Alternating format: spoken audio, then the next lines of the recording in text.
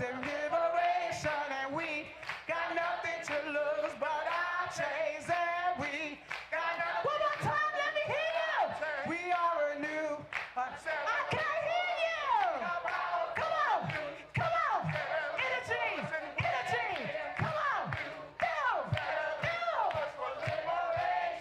We got nothing to lose. Come on. But our chains, and we got nothing to lose but our chains. And we got nothing to lose but our chains. And we got nothing. One more time. And we got nothing to lose but our chains. Give me some applause for the choir.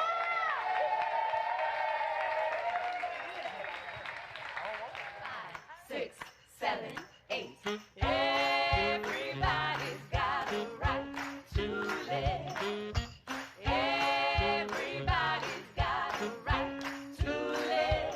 And before this campaign fails, we'll all go down to jail. Everybody's got a right to live. Everybody's got a right to live. Everybody's got a right to love. Everybody's got a right to dream. Everybody's got a right to learn. Everybody's got a right to live. Everybody's got a right to. Everybody's got a right to live. Everybody's got a right to live. And before this campaign fails, we'll all go down to jail. Everybody's got a right to live. Everybody's got a right to live. Everybody's got a right to live. And before this campaign fails, we'll all go down to jail. Everybody's got a right to live. Everybody's got a right to live. Everybody's got a right to live. Woo! Yeah!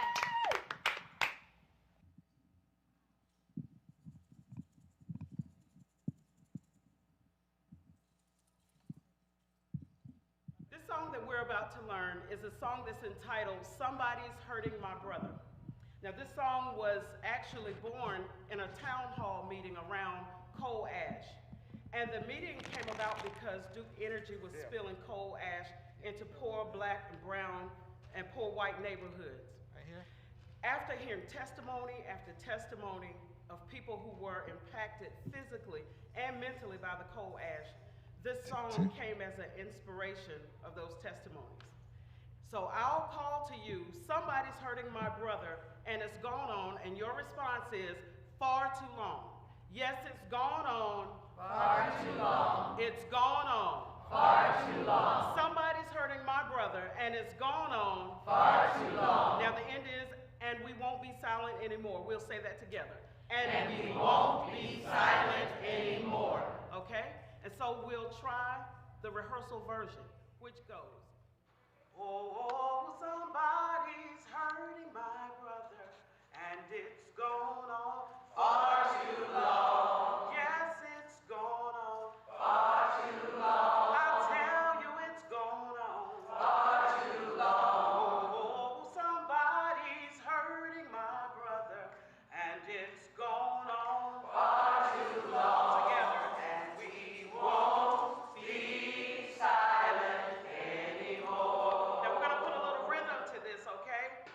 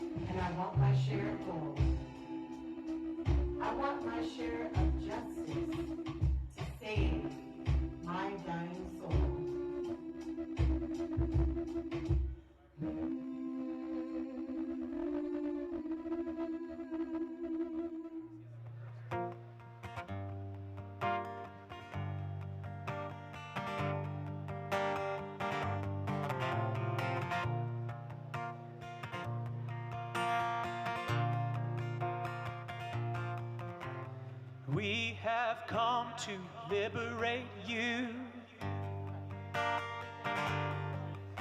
from all the ways that you hold us down.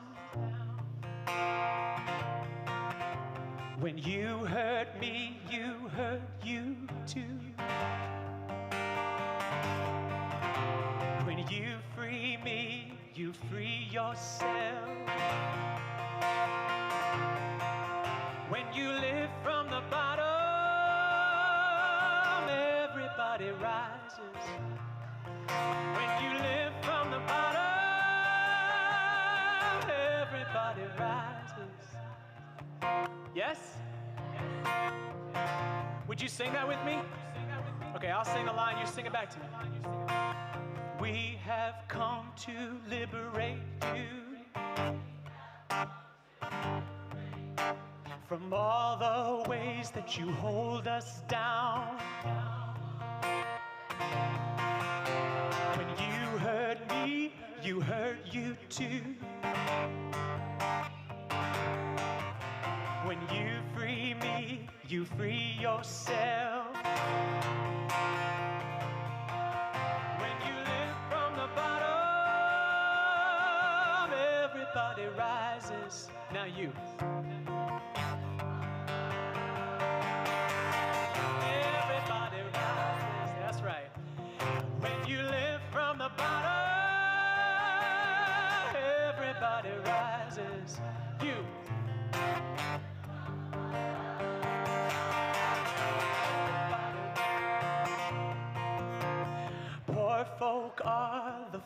first to suffer in this war economy. But I'm your daughter, I'm your mother. We're a chosen family. All together, when you live from the bottom, everybody rises. Woo! When you live from the bottom, everybody, ooh, sing it again. When you live from the bottom, everybody rises. That's right. When you live from the bottom, everybody rises. Hear this. We need air that's clean to breathe. We need water we can drink. You might say that we are weak, but we are stronger than you think. When you live from the bottom, everybody rises. When you live from the bottom, everybody rises. Oh, when you live from the bottom, everybody rises. When you live from the bottom, everybody rises. Okay. So now when I say we have come to liberate you, it's because liberation is not something they're giving to you. We do not march to the Capitol so that they will give us liberation. That is not how liberation works. When we say we are here to liberate you, we are saying that when they hurt us, when they hold people down, they too are wrapped up in this evil, and we are saying we are here to free you from it. That's the gospel, my friends. That is the gospel. So let's sing that again. And remember that next time you march to the Capitol, y'all, that we are not there asking for something from them, that we are going there to give something to them. Do you understand what I'm saying? So sing with me. We have come to liberate you, sing. From all that ways you hold me down. When you hurt me, you hurt you too. When you free me, you free yourself. You free yourself. When you live from the bottom, everybody rises. Yeah. You live from the bottom, everybody rises. One more again. When you live from the bottom, everybody rises. Oh, when you live from the bottom, everybody rises. Oh, when you live from the bottom, everybody rises. When you live from the bottom, everybody. Now just y'all, sing it out.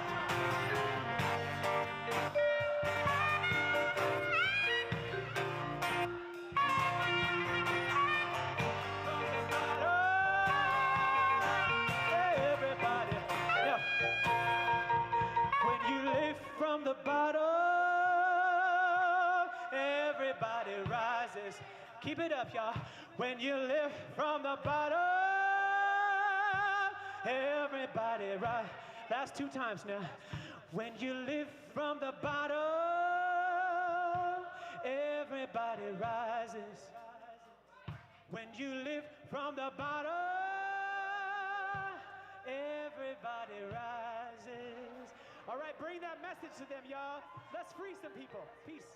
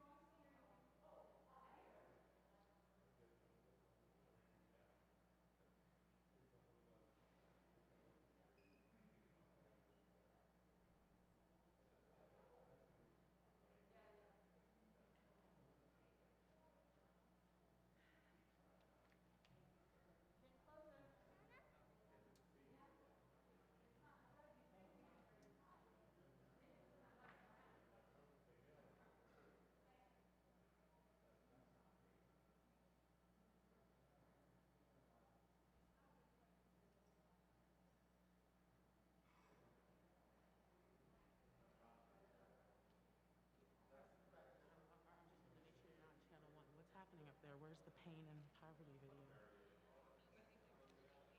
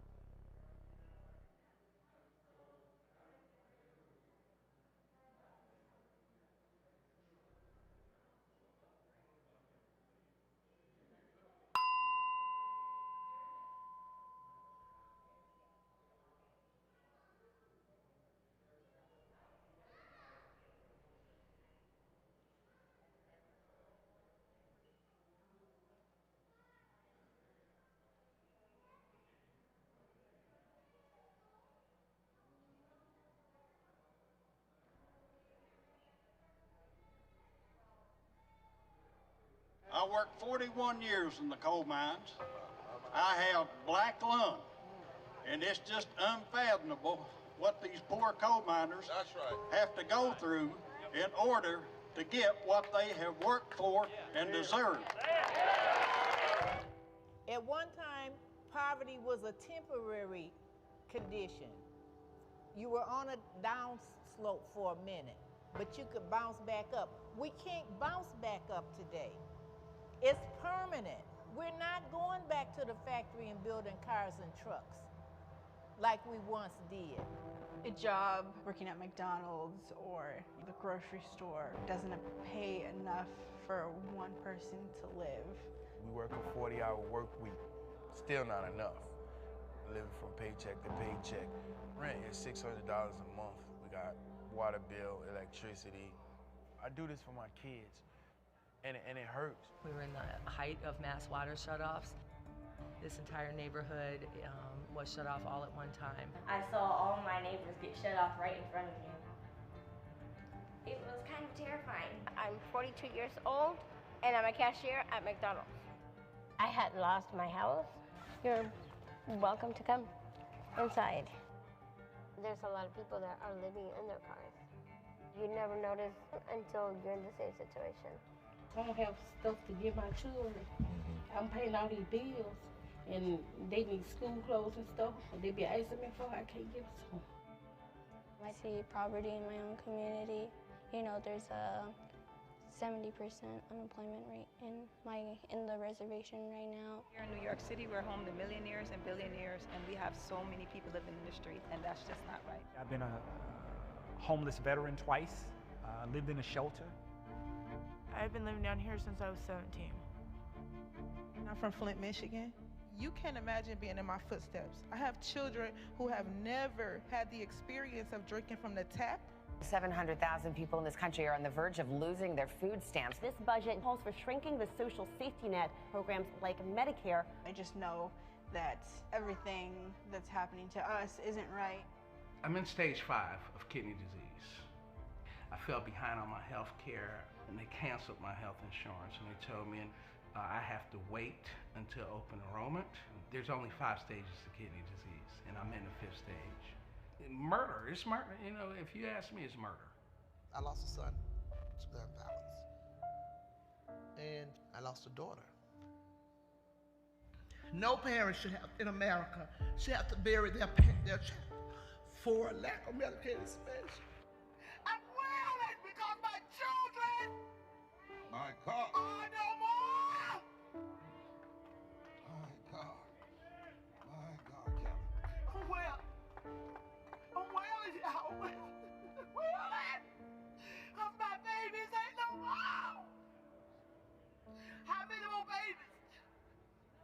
How many more children? No more.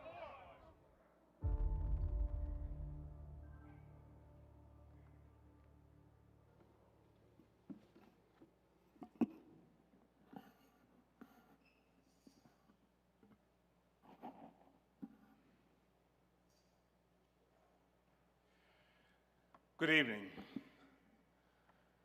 After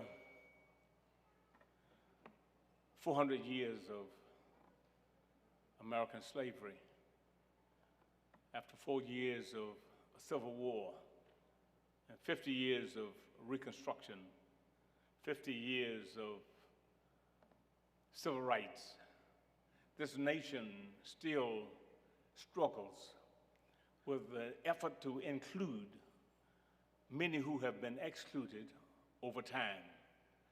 And we're fighting now, we're wrestling now as we have never wrestled before, with rights, with opportunities, with cries and demands for equity and for justice and for fairness.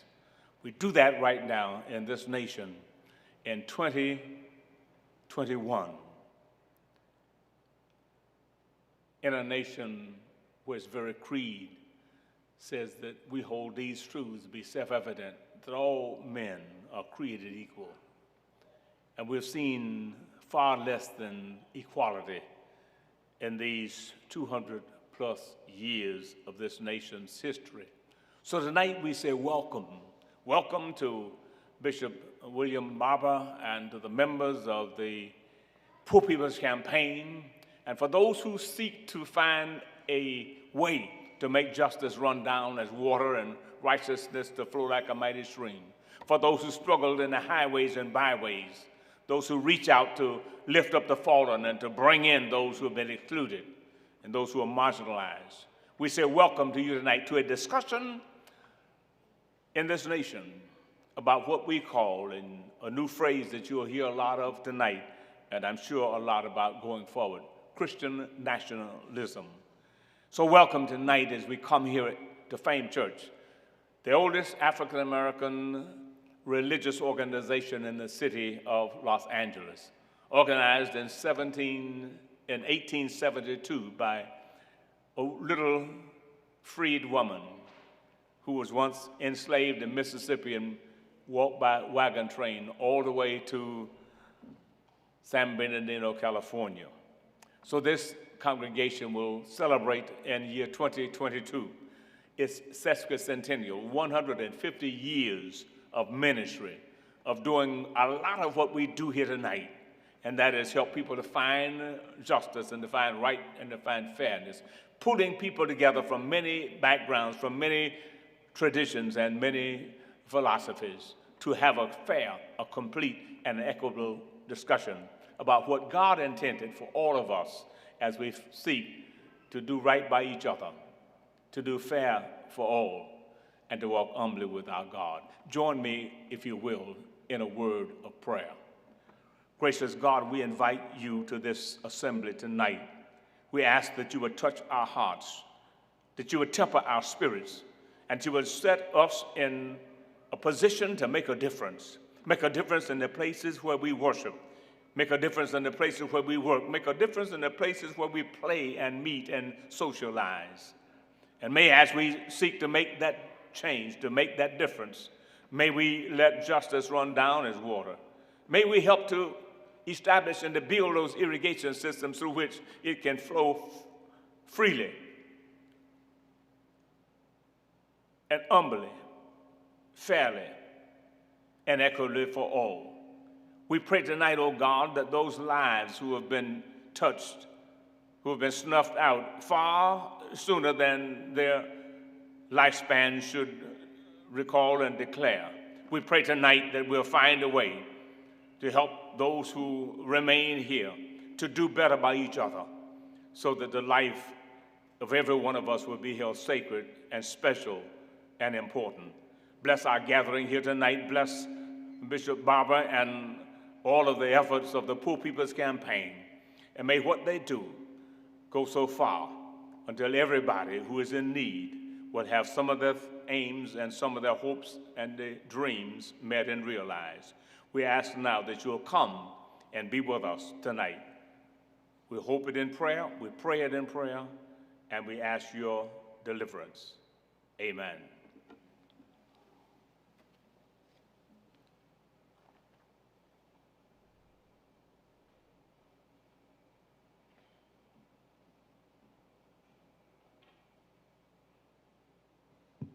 Thank you, Pastor Boyd. Good evening, ladies and gentlemen. My name is Shannon Rivers. I am Akamir O'atam. I am from the state of Arizona. And I was asked to do what we call a land acknowledgement. And a land acknowledgement, it is important to understand the long-standing history that has brought you to reside on this land of the Tataviam, the Tongva, the Chumash, the Gabrielino, the Achamin, and the Quiche. I am not speaking of them in the past, but of their relatives today. Land acknowledgement is to seek and understand the place within this history of which you now exist.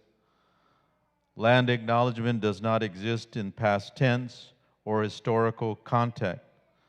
Colonialism is a current, ongoing process, and we need to build our mindfulness of our present participation.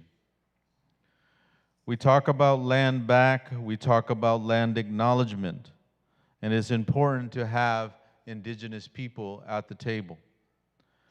And so I'm here to recognize these Indigenous peoples of whose land that we stand on today. What is the end goal then? What is your role in all of this? It is important to acknowledge first that we are settlers, even me. I come to these lands, I do not come from this territory, but I use their resources, their water, their land. And what is our participation in the ongoing displacement and the lack of acknowledgement of Indigenous peoples? Tonight we're here to have some frank conversations about Christian nationalism and the impact that it's had on Indigenous peoples. Our end goal here is to create a better relationship with the First Nations peoples and to help with legislations and policies that uplift them and uplift the First Nations peoples, because for so long, we have been erased, we have been marginalized, and for many, we have been forgotten. My language may make you feel uncomfortable when I share tonight about words of genocide and displacement. But if we truly want to have a recognition of truth and reconciliation, we must first tell the truth. And so today, we want to acknowledge that the Tongva and the Chumash and the Gabrielino and the Tataviam and the Achamin and the Quiche are very much still around. It is our fault that they have not been at the forefront. It is our fault that we erase Indigenous people still in the country like the United States. So thank you and welcome. And thank you for having this frank discussion. Thank you, Pastor Boyd, for having us here.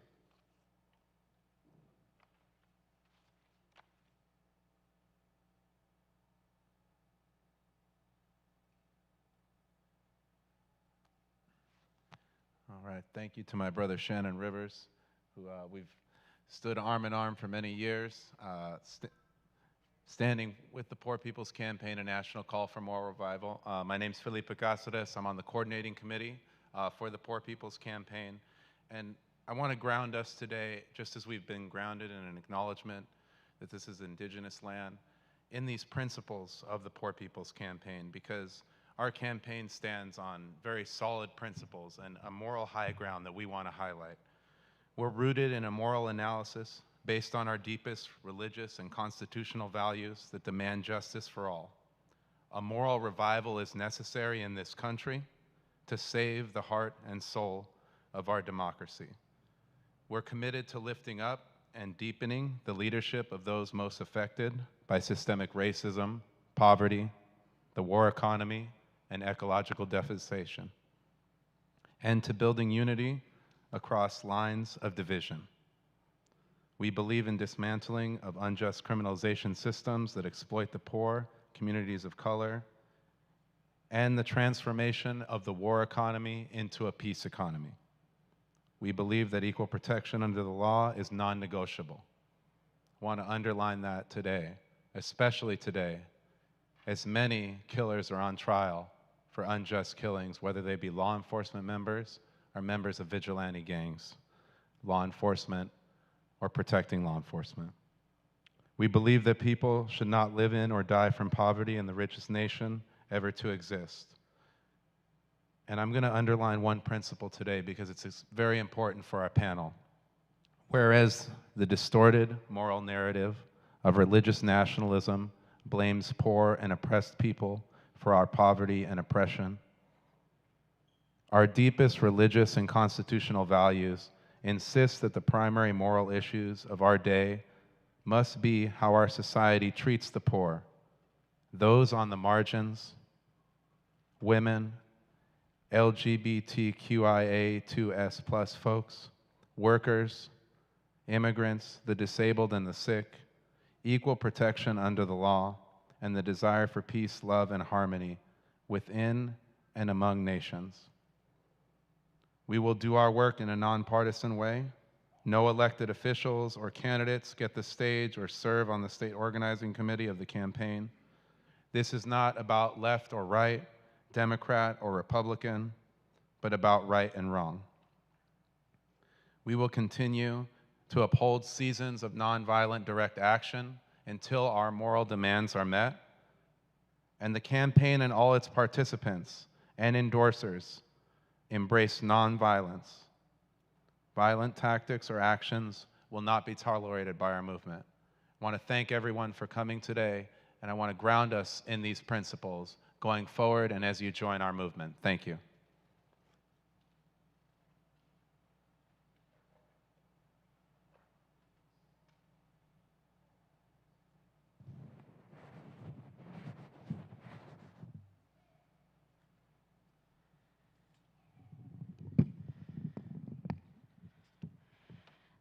I'd like to welcome you here. And before I let us know, before I let us know how we're gonna move through the program for the evening, I'd like to introduce us to a guest performer who knows very well the power of music and how music has always been not just a symbol of movement, but played a necessary role. Mr. Lewis Price was a former Temptation and a Drifter, and he's here to share with us tonight a song that really shaped and really held for us the heart and soul of the movement. I welcome Mr. Lewis Price, and he'll be sharing with us Change is Gonna Come.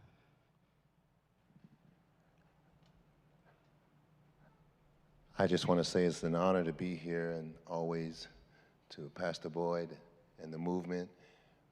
It's always great to be a part of a contributing factor to changing people's lives, and especially the changes that we need. I have a song that's coming out on my next album, and it's really appropriate. It says, we got to keep on pushing. No, we can't stop now. We've got to make it happen some way, somehow. So I'm going to sing this song for you, and pretty much it's a little short medley, so I hope you enjoy.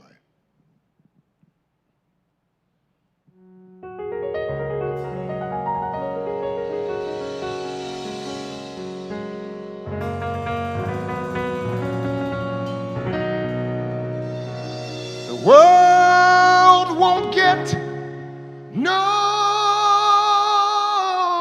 better. No. If we just let it be. No.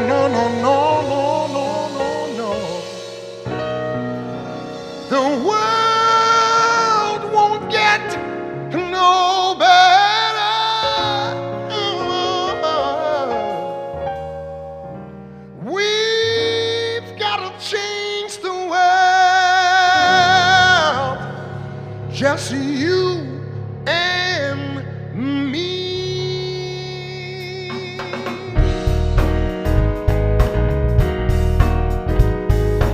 Wake up, everybody, no more sleeping in bed. No more backwards thinking, time to think straight ahead. The world has changed so very much from what it used to be. There is so much hatred, war and poverty. The world won't get no better if we just let it be. You see, the world won't get no better. We've got to change the world, just you and me. Come on, yes we do. Ha, come on.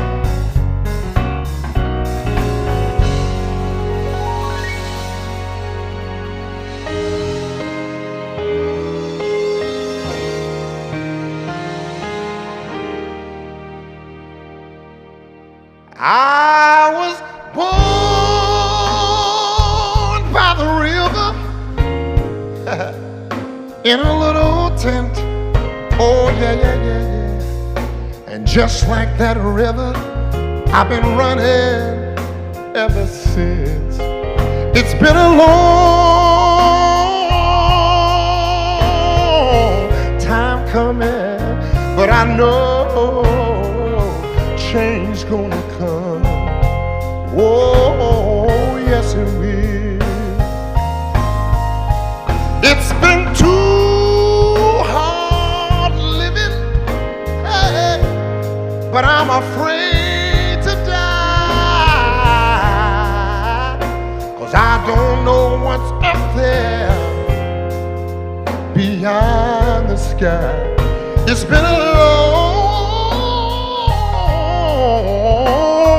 time coming, but I know, no, change is gonna come. Oh, yes it will. To the bridge. Whoa. Then I go to my brother. I said, brother, won't you help me, please?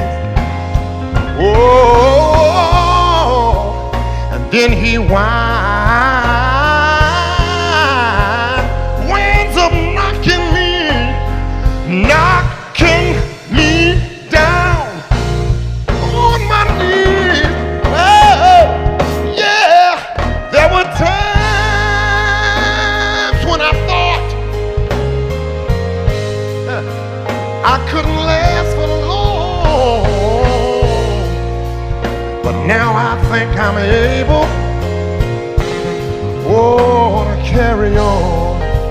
It's been a long, time, coming, but I know a change is gonna come.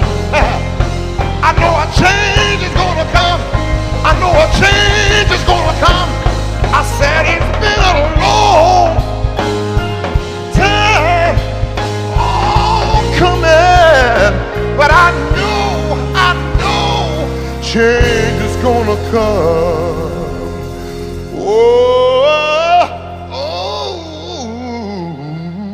Yeah. Woo!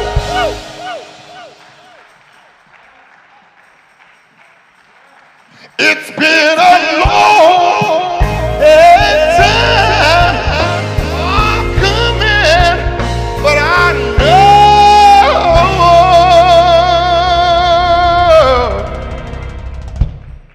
change is gonna come. Oh, yeah.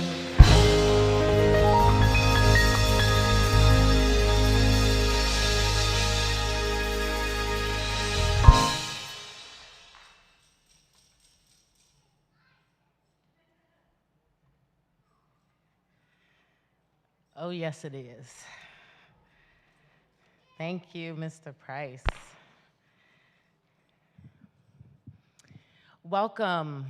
My name is Colleen Thomas, and I'm the co-convener for the Los Angeles Poor People's Campaign Faith Working Group.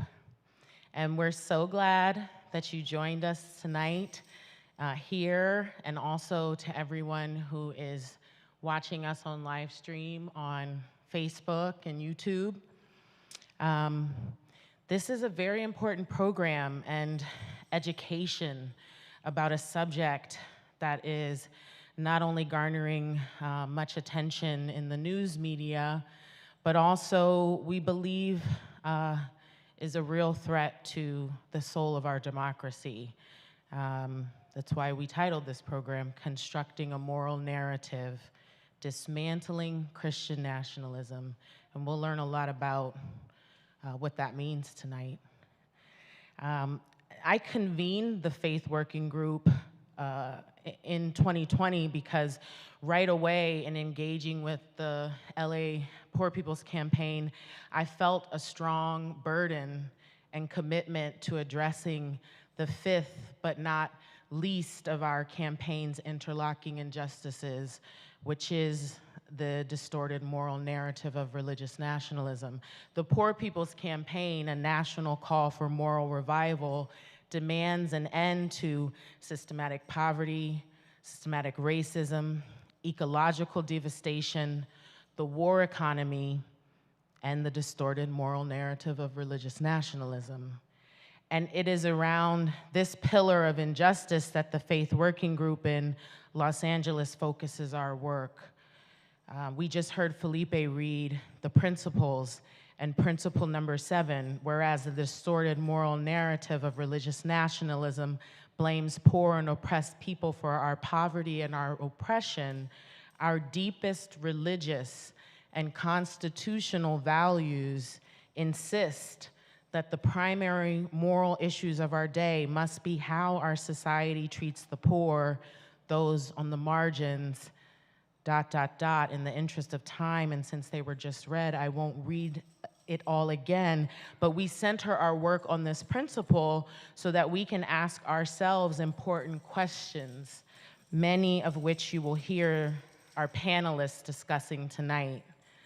At the most foundational level, we are charged with acknowledging that there is a moral narrative that drives policy and legislation in as much as it drives the way we think, treat, and act towards our neighbors.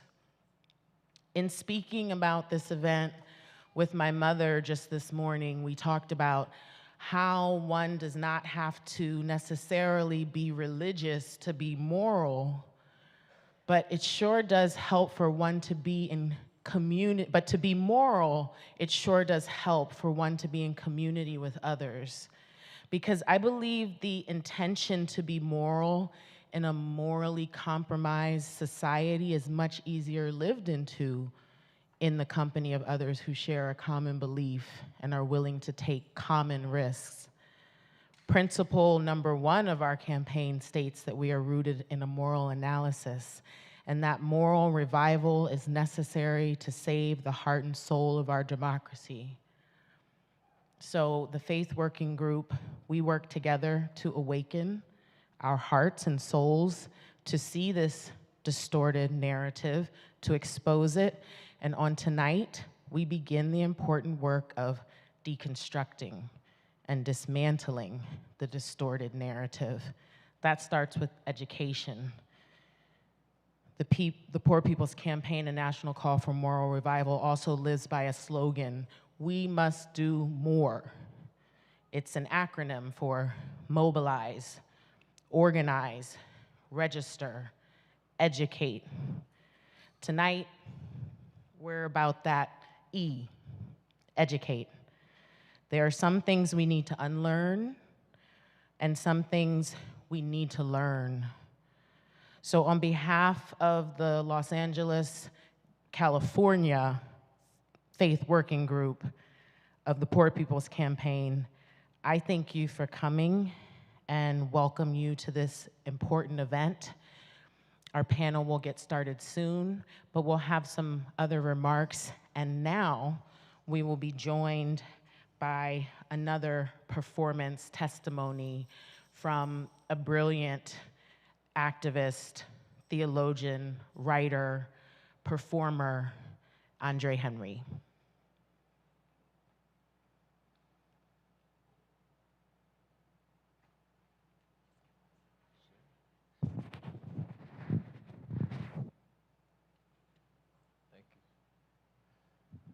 Hi, everyone. Hi. Thank you for saying hello back. Appreciate that. Before we do this song, I'd like to give you a little bit of context. This song that I'm going to perform for you, I wrote in the fall of 2016 after Trump was elected as president. And it's called Delusional. And it is one of the first times that I felt confident enough to stand up to the racial gaslighting of white evangelicals who I grew up with, among. Hey. And who were telling me things like racism is not a priority to God, or that racism is not a part of the gospel, that God's not interested in saving the oppressed from their political oppression. And I was really surprised by that, honestly, because I grew up in Stone Mountain, Georgia, where the Ku Klux Klan was reborn, and I went to an Assemblies of God church. I went to an Assemblies of God Bible college. I graduated and was a pastor for 7 years at an Assemblies of God church. I went to an Assemblies of God seminary after that, and I just assumed that all these people that I worshiped and prayed alongside, that they believed that God, they believed in the same God that rescued the Israelites from their oppression in Egypt in the Exodus story. That's what I thought. But I was wrong, as they all, began to basically tell me that they believed that God is a bigger version of themselves, a white man in the sky committed to middle-class American white people's values. And so basically my testimony, I feel that is supposed to be a part of this, is that like when Jesus says the truth will set you free, and I had to encounter the truth that the people that I worshiped alongside believed that God was just a big version of themselves on the side of the oppressor. And I had to meet the God of the ghetto, the God who busted the Israelites out of Egypt and cares about systemic oppression. And as I did, I felt confident to write this song.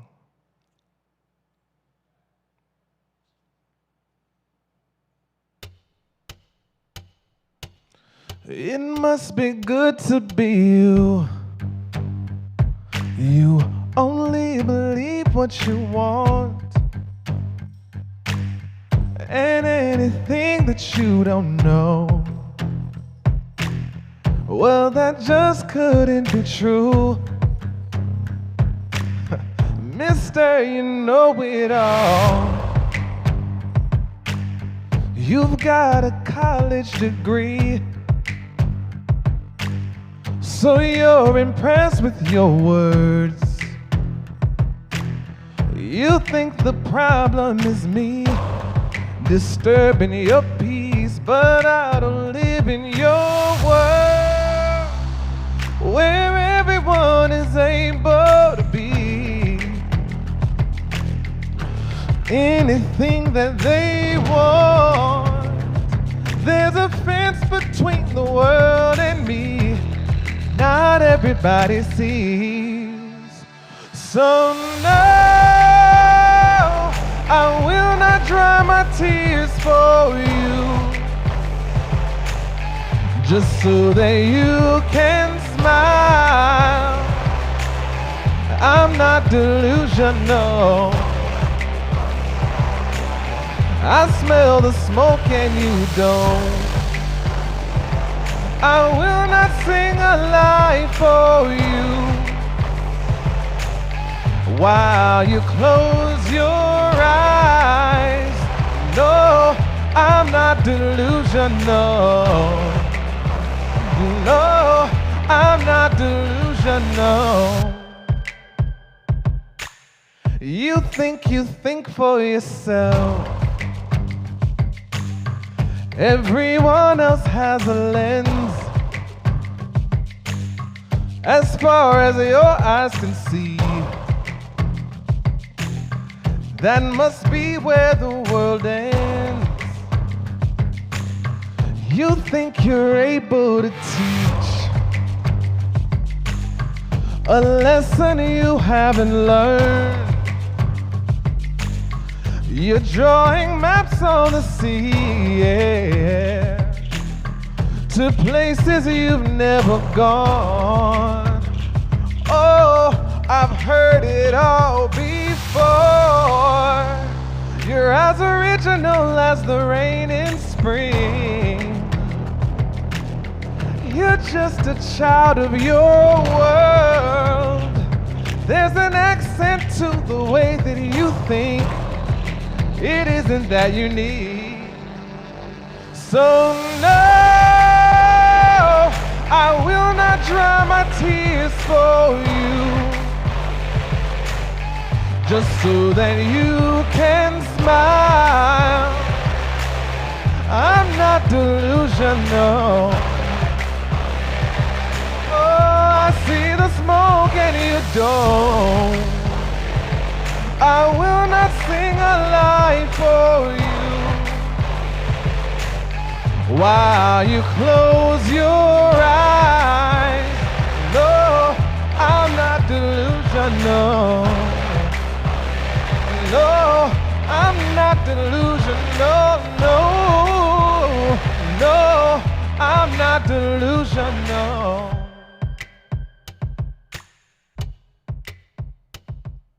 Thank you.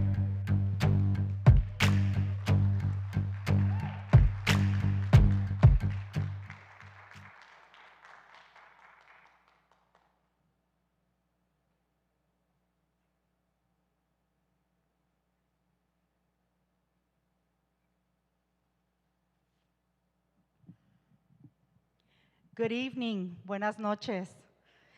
My name is Kenia. I am one of the tri-chairs for the National Steering Committee of the Poor People's Campaign and National Call for Moral Revival, and a coordinating member of the California Poor People's Campaign. The reason why we are here today is because we are addressing one of the interlocking injustices, which is the distorted moral narrative. As an immigrant from Mexico, as an undocumented person, I've heard this distorted moral narrative being played on TV and all of these different platforms over and over again. Even though the Bible says, welcome the foreigner, we are always told to go away, that our poverty and our illnesses from this immoral governments that are happening not just here in the United States, but around the world is our fault. And that is why we are here today, and that is why we continue to fight, because we know that poverty, systemic racism, ecological devastation are all every day being put on us as our fault. They don't talk about how the corporations and governments aren't doing enough. We are on a second year of a global pandemic, and the United States has seen the biggest numbers of deaths from COVID. And as we were watching videos earlier today, and we saw a testimony from a very special woman, Pamela Rush. She gave a testimony in front of Congress talking about her illnesses, septic water all over her housing, her losing her housing and struggling with those issues, her daughter having to use breathing machines because the air quality was so bad in her neighborhood. And then she passed away due to COVID last year. And that is why we're reminded every day that this struggle and this fight, it's for Pamela, it's for her children who are still here. It is for her, the people in her community. When we hear the attacks on the Apache stronghold that are fighting for their religious rights, we are reminded that we're all interconnected, that this fight is everybody's fight, and that if we are to succeed here in the United States, that means that other countries that are being oppressed by this war economy are also going to succeed. That means that the thousands of families that are risking their lives every day crossing borders might not have to, and they can stay in their homes, and they can continue to prosper. Now, while we're doing all of this, I want us to remind ourselves that this is a fight for the Bible. This is a very real fight for all of us. And that while we're doing this, we're doing it with love. And while we're doing this, we're also understanding that there are tools that we can utilize to continue to organize and mobilize. That we are not fighting against the beliefs of people, but we are transforming those beliefs to become beliefs of a new and better society for everybody. So I want to thank you all for being here, and I want to say that together we're going to change this world. Together we're going to change our communities. We are in the construction of a better community. Thank you.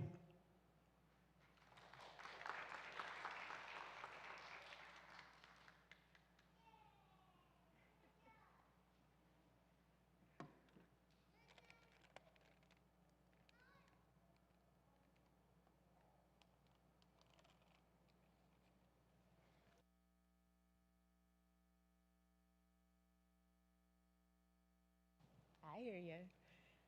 My name is Jenna Kyle, and I'm the co-convener of the Los Angeles Poor People's Campaign Faith Working Group. We have worked so hard on this event, and we are excited to bring you such a rich conversation this evening. As the granddaughter of an African-American Baptist preacher, the issue is very important to me, the issue of Christian nationalism. And people of faith and strong morals need to be aware of Christian nationalism and the threat it poses to society and our democracy. Tonight, I have the pleasure of introducing the other co-chair of the Poor People's Campaign. Of course, Reverend Barber is the other. A woman I was able to march alongside in Washington, D.C. This summer, demanding that Congress protect voting rights, pass the For the People Act, fully restore the Voting Rights Act, end the filibuster, and enact a $15 an hour minimum wage. In addition to being a co-chair of the Poor People's Campaign, Reverend Dr. Liz Theoharis is the director of the Cairo Center for Religions, Rights, and Social Justice at Union Theological Seminary. She has been named by Politico as one of the 50 thinkers, doers, and visionaries whose ideas are driving politics, by Sojourner as one of the 11 women shaping the church, and by the Center for American Progress as one of 15 faith leaders to watch. She has recently released the book, We Cry Justice, Reading the Bible with the Poor People's Campaign. We are so blessed to have her here with us this evening. Please join me in welcoming Reverend Dr. Liz Theoharis.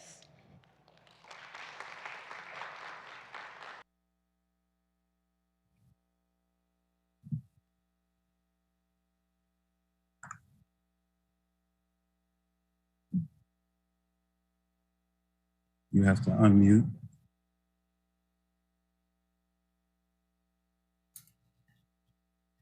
Good evening. It's great to be with you all. Thanks so much for the invitation and for the beautiful introduction. As I know people at this event on this call already know, the Poor People's Campaign, a national call for moral revival, addresses these 5 interlocking injustices: systemic racism, systemic poverty, ecological devastation, militarism in the war economy, and what we're focusing on this evening, the false narrative of religious, especially Christian nationalism. Our work is about nationalizing state-based movements, and so I offer great gratitude and love to the California Poor People's Campaign. And we shine a light on what is possible, rather than just pointing out everything that's wrong. We're focused on shifting the narrative and building power.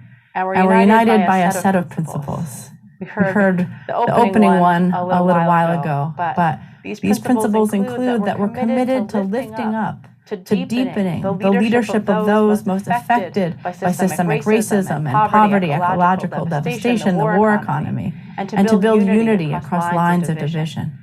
We believe that equal protection under the law is non-negotiable, and that people should not live in or die from poverty in the richest nation ever to exist. We recognize the centrality of systemic racism in maintaining economic oppression, and we believe it must be named and detailed and exposed. And we know that whereas the distorted moral narrative of religious nationalism blames poor and oppressed people for our poverty, for our oppression, that our deepest religious and constitutional values insist that the primary moral issues of our day must be how our society treats the poor, those on the margins, women, LGBTQIA, two-spirit folk, workers, immigrants, the disabled, the hard of hearing, the sick. We know that equal protection under the law, the desire for peace, love, and harmony within and among nations are that which is central to these religious and moral values. Our theory of change is drawn from our study of history, that the most transformative movements have always relied on generations of poor and impacted people coming together across these lines of division. And amid so much crisis today, deep poverty, inequality, racial injustice, militarism, climate change, the legitimacy, the health of our democracy, we need to be building a new moral fusion movement that can bring people together to make, as Dr. King put it, the power structure of the nation say yes when it may be desirous of saying no. But knowing the history and current politics of this country, we understand that such a movement needs to make a battle for the Bible and the moral values of our nation. We believe that Christian nationalism is a significant social force that keeps poor and low-wealth folks divided, that authoritarian forces threaten the very fabric of society and hurt marginalized people first and worst, and that the influence of Christian nationalism goes beyond those who identify with its ideology, even those who consider themselves religious. We also believe, as we said in that principle, that our deepest religious and faith traditions have much to offer in building the unity that we need. After all, a well-funded network of churches and nonprofits, universities and think tanks with direct lines to some of the nation's highest political offices, as we saw also very present at the Capitol on January 6th, have had carte blanche to set the terms of what passes for religious debate in this country, dictates what morality even means in our society. These institutions have come to us with a simple message. That message is that God loves white Christian America, favors small government and big business, and rewards individualism and entrepreneurship. But meanwhile, the poor, people of color, immigrants, queer people, women, we're blamed for society's problems, even as the rich get richer in what is the wealthiest country in the history of the world. These dangers posed by today's Christian nationalists are all too real, but we also know that this battle for the Bible is not new in America. In the 17 and 1800s, slaveholders quoted the Bible to claim that slavery was ordained by God. They ripped the pages of the Exodus from Bibles they gave to the enslaved. During the Gilded Age of the 19th century, churches, politicians preached a prosperity gospel that extolled the virtues of industrial capitalism. Decades later, segregationists continued to use stray biblical verses to rubber stamp Jim Crow practices. In the late 1970s, the moral majority helped to mainstream a new generation of Christian extremists into national politics. In my own youth, as someone that came up in the welfare rights movement, I remember politicians quoting the Bible in the lead up to the 1996 welfare reform as proof that God somehow believes in work requirements for public assistance programs.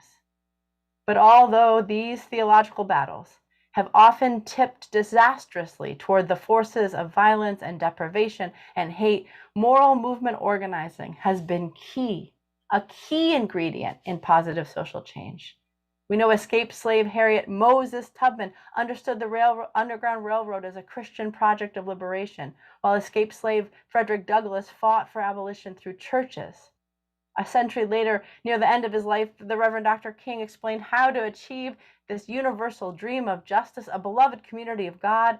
It had to be built through a freedom church of the poor. In every chapter of American history, abolitionists, workers, labor organizers, civil rights leaders, and other representatives of the oppressed have struggled for a better nation. They've struggled in the streets, in workplaces, in courts, in legislative halls, and in the religious spheres as well. And this is just what the California Poor People's Campaign, the Poor People's Campaign, a national call for moral revival, is all about. I thank you for being with me and including me in this powerful gathering. And I bring greetings from Bishop William J. Barber II, who is trying to join but may not be able to join this evening because of family emergency, and ask that we pray for him and his family and for everyone across this nation and world who would still be healed and transformed so that we can indeed, in the words of our great movement, move forward together and not one step back. Thank you so much.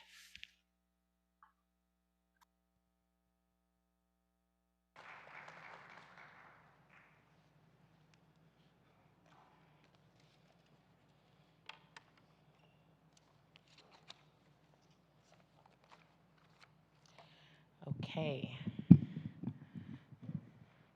We are praying for Reverend Barber always, because I never know how he does all that he does all over, up and down the East Coast. So wherever you are, Reverend Barber, we pray your family as well.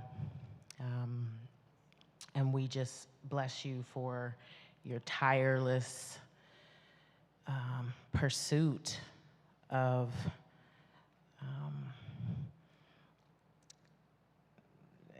the call for this moral revival. And what you cannot see behind me now is our panel assembling. And I'm sure they are ready, as we all are, for this conversation. Thank you for hanging in with us. We believe it's important to have music as part of our movement and testimony of impacted persons. And in the spirit of Reverend Barber and Reverend Liz, we always make time for that. I'm going to do quick introductions, and I'm also going to keep us all on notice that if we do hear from Reverend Barber, and I'm gonna let the panelists know this as well, we might just take a pause, hear his word, and can resume our conversation. Who we have, see if I can get this mic here. We are gonna be guided in this conversation by the Reverend Canon Frank Alton. He is the vicar of St. Athanasius Church in Echo Park, where he served for 9 years. And prior to his pastoral duties there and elsewhere, Frank was active in congregation-based community organizing all throughout LA, focused primarily in the areas of immigration, education, housing, and labor, and led frequent missions trips to Mexico, El Salvador, Northern Ireland, and Louisiana. So we're really honored to have you guiding and facilitating this conversation. We also have Tasneem Farah Noor, and Tasneem is also known as the Faith Connector, and she is an interfaith minister in residence at the Southern California Episcopal Diocese. We're thankful to have you here with us, Tasneem. We also have Shannon Rivers, and Shannon is a Native American spiritual leader for incarcerated persons and a longtime Poor People's Campaign family member. Mr. Rivers is also the director of programming for the American Indian Resurgence Initiative in LA, and his perspective on this panel is invaluable to us, and we're so grateful that you are here. And we also have, the man of the house, Reverend J. Edgar Boyd. He is the pastor here at First AME Church, the oldest African-American church in the city. He was assigned to this church in 2012, and he leads a congregation of thousands, I want to say, maybe around 18,000. He's also the CEO of FAME. He conceived the recent formation of the South LA Community Development and Empowerment Corporation. We're just so honored to be welcomed here and grateful. Thank you, Pastor Boyd. We also have Reverend Ray Hang, and Reverend Ray is a Presbyterian pastor and a senior organizer with Housing Now, a statewide housing justice coalition in California. She previously worked as an organizer for Faith in Action Federation, for LA Voice, for CLU, Clergy and Laity United for Economic Justice. She is just well known in Los Angeles for her activism and organizing, and we're just privileged to have you here with us. And we also have Rabbi Neil. Rabbi Neil Comas-Daniels, Rabbi Emeritus of Beth Shear Shalom. It's a progressive reform synagogue in Santa Monica, West Los Angeles. And Rabbi Neil is also creative. He brought music and pioneering spiritual celebrations to Beth Shear Shalom. He has released an album of children's music. He's published author of a ritual for children who are grieving, a book entitled I Miss You. And he's active in so many community organizations, especially interested in communal repair. And he was one of the founding members of CLU. We're grateful to have you with us, amongst many other notable accomplishments. And Tehil Sharma. Tehil, we love you, Tehil, and we're so glad you're on the panel. Tehil is the regional coordinator for North America at the United Religions Initiative. It's the world's largest grassroots network of interfaith communities dedicated to the work of peace, justice, and healing. He grew up in LA, so we have an LA native with us, and we're just so grateful to have all of these perspectives true to the nature of the Poor People's Campaign. We celebrate faith traditions. We're a multi-faith tradition and people of no faith. We're excited to have you all witness this conversation. Just a reminder for those in the audience and those home live streaming on Facebook or Zoom, you may have questions throughout this panel discussion. Please note them, put them in the chat. We'll be looking in the chat for questions. We hope we might have still a few minutes for Q&A, and so we will be back with you in a bit. I'm gonna turn this discussion over to Frank, and let's do it, guys. Thank you, Colleen, and congratulations all for hanging in till now. You have been thoroughly welcome tonight, but I want to add my word of gratitude to you for setting aside the time to reflect on this important subject. Christian nationalism is a term that is broadly used, but it doesn't always mean the same thing to those who use it. Not every Christian nationalist believes everything labeled Christian nationalism, and many who fit the description don't believe in the existence of Christian nationalism at all. Most people have never heard or considered the term. Maybe some of you tonight, that fits. Many became aware of it after last January's insurrection at the Capitol, though it has impacted the United States throughout US history. Whether or not we can define it, Christian nationalism has deeply impacted and continues to deeply impact the path of this nation. Consistent with the values of the Poor People's Campaign, this is not going to be an us and them conversation, because love reigns supreme in this debate. So rather than offer a single definition of Christian nationalism, and I'm going to be asking some of the panelists their definition, but let me suggest some key features of Christian nationalism that come from a variety of sources. So first, Christian nationalism identifies the nation with God's will and action in the world. It conflates national and Christian identity, and it identifies service of the nation with service of God. Also, Christian nationalism believes that America is God's chosen nation and must be defended as such. Christian nationalism is closely related to white supremacy over our history. Christian nationalism posits that one side works on behalf of God while the other works in rejection of divine order.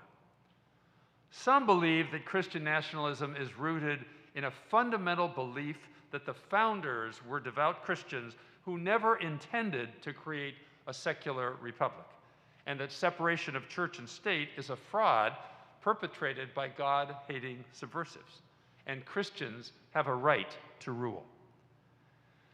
It is also seen as a collection of myths, traditions, symbols, narratives, and value systems that idealizes and advocates a fusion of Christianity with American and civil life. And finally, Christian nationalism does not seek to add another voice to America's pluralistic democracy, but to be the only valid voice grounded on a particular version of Christianity. So the insurrection last January was a wake-up call, but this is a deeply embedded story in the United States, and we want to explore how we combat an evil so deeply rooted in the fabric of America.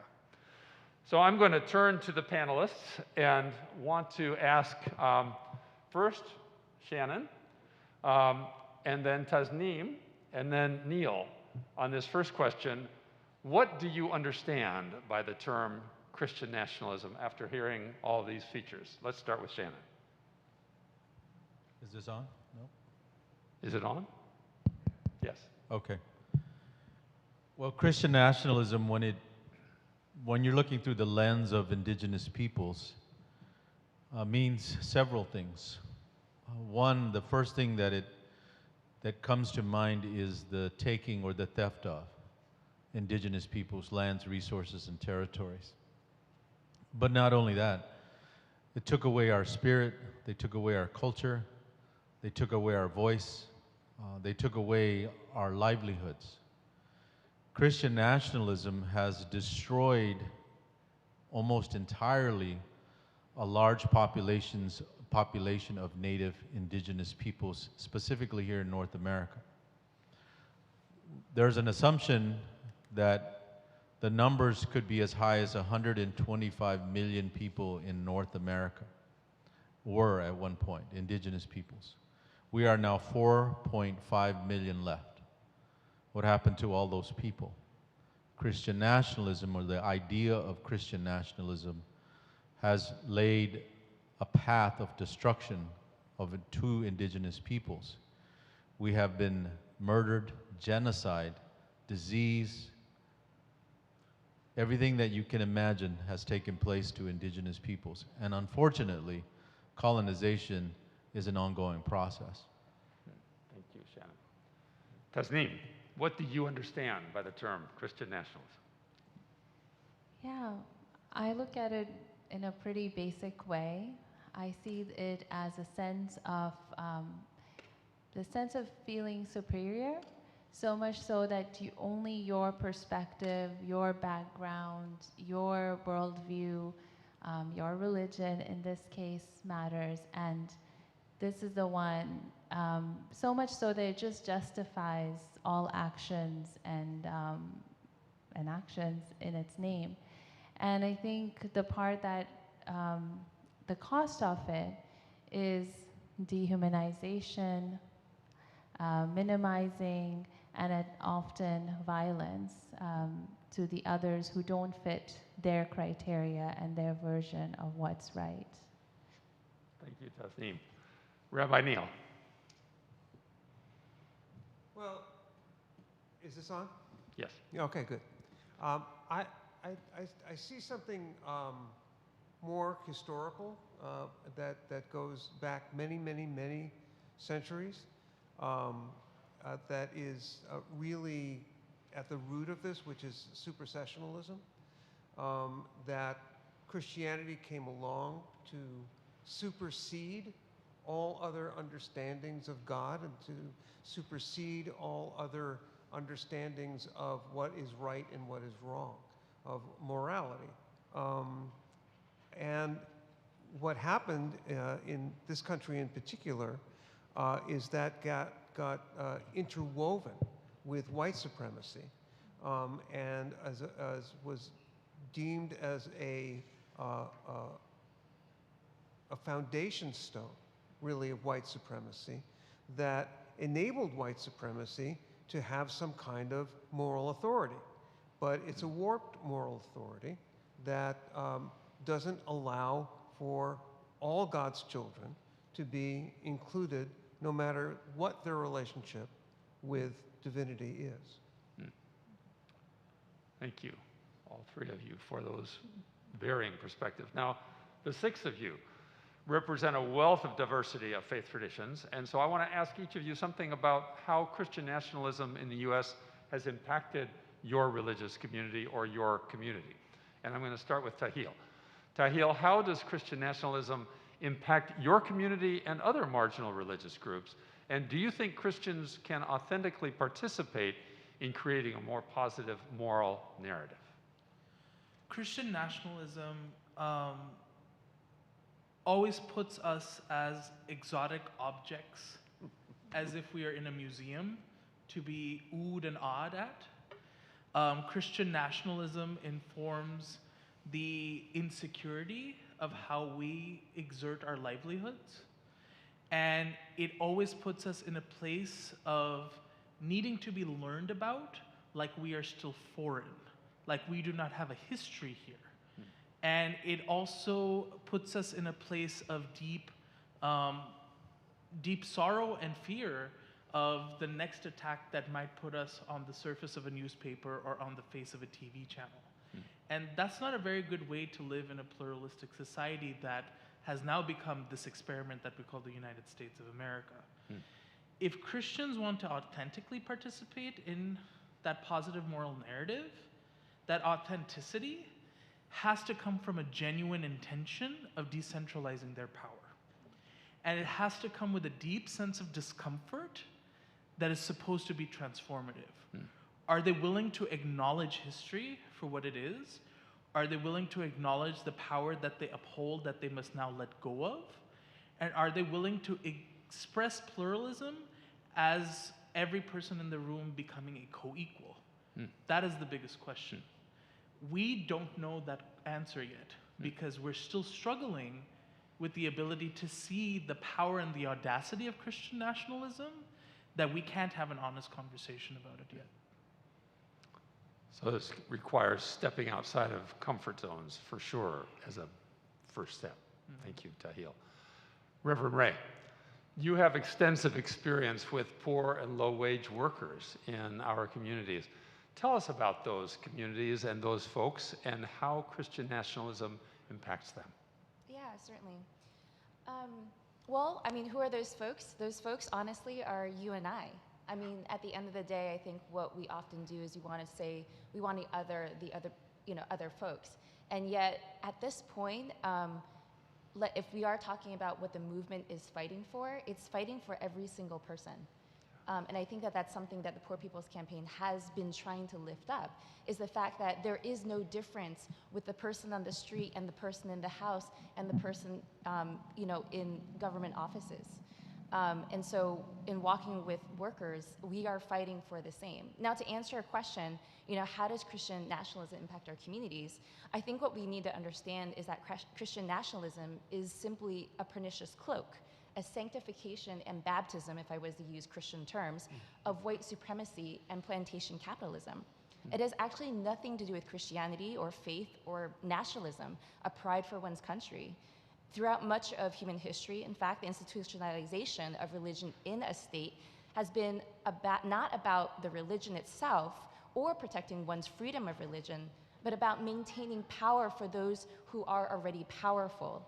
and used in America as a tool in the ruse to continue to enslave, colonize, and profit off of the lives and labor of the poor. Christian nationalism is in its nature, as we've been hearing from our other panelists, anti-Black, anti-Native, anti-Indigenous, but it is also anti-worker. It is also anti-poor. It is also anti-queer. It is also anti-immigrant, and so forth. It is about maintaining this social hierarchy and order that posits white plantation colonizers and capitalists at the top. And I'm not just talking about individuals. I'm not talking about individuals. I want to get this straight, right? We are talking about a system that is trying to be maintained to keep those in power and those without power below and stepped on. And so using religion in this case, distorting Christianity, to serve and preserve this white capitalist social order and ideal. So then to answer your question, how does Christian nationalism affect our working poor, our immigrants, our people of color, those that I'm working with, those in Skid Row? How does it participate? It participates in confusing us, in distracting us, and then ordaining, baptizing, sanctifying the system of power that keeps workers from freely organizing without harassment, that keeps the poor poor by criminalizing them and blaming them for unjust racist system. That is the thing that has placed them and us in our places where we can no longer, even after 3 degrees, be able to buy a house, right? Be able to afford rent, be able to put food on our tables because we have to pick and choose whether we're gonna pay for rent this week or we're gonna pay for our food. It is the system that is continuing our legacy of slavery, displacement, and colonization through racist and classist policing and mass incarceration. So how does it affect us? It affects every single one of us, and I think that's something that we need to lift up. Thank you, Ray. So, wow. So Christian nationalism really is this undergirding thing that has been oppressing across the board. Thank you. Pastor Boyd, thank you so much for welcoming us into your home tonight. I'm really grateful. African Americans have been directly impacted by what some argue is the most blatant impact of Christian nationalism in America, next to indigenous genocide or slavery. It's slavery. And yet slavery is the context in which many African Americans came to embrace Christian faith. How do you reconcile that? Thank you for the question. If we look back historically, prior to the Atlantic crossing that brought Africans from Africa to America, one would assume that Africans were introduced to a religion for the first time. That's not true.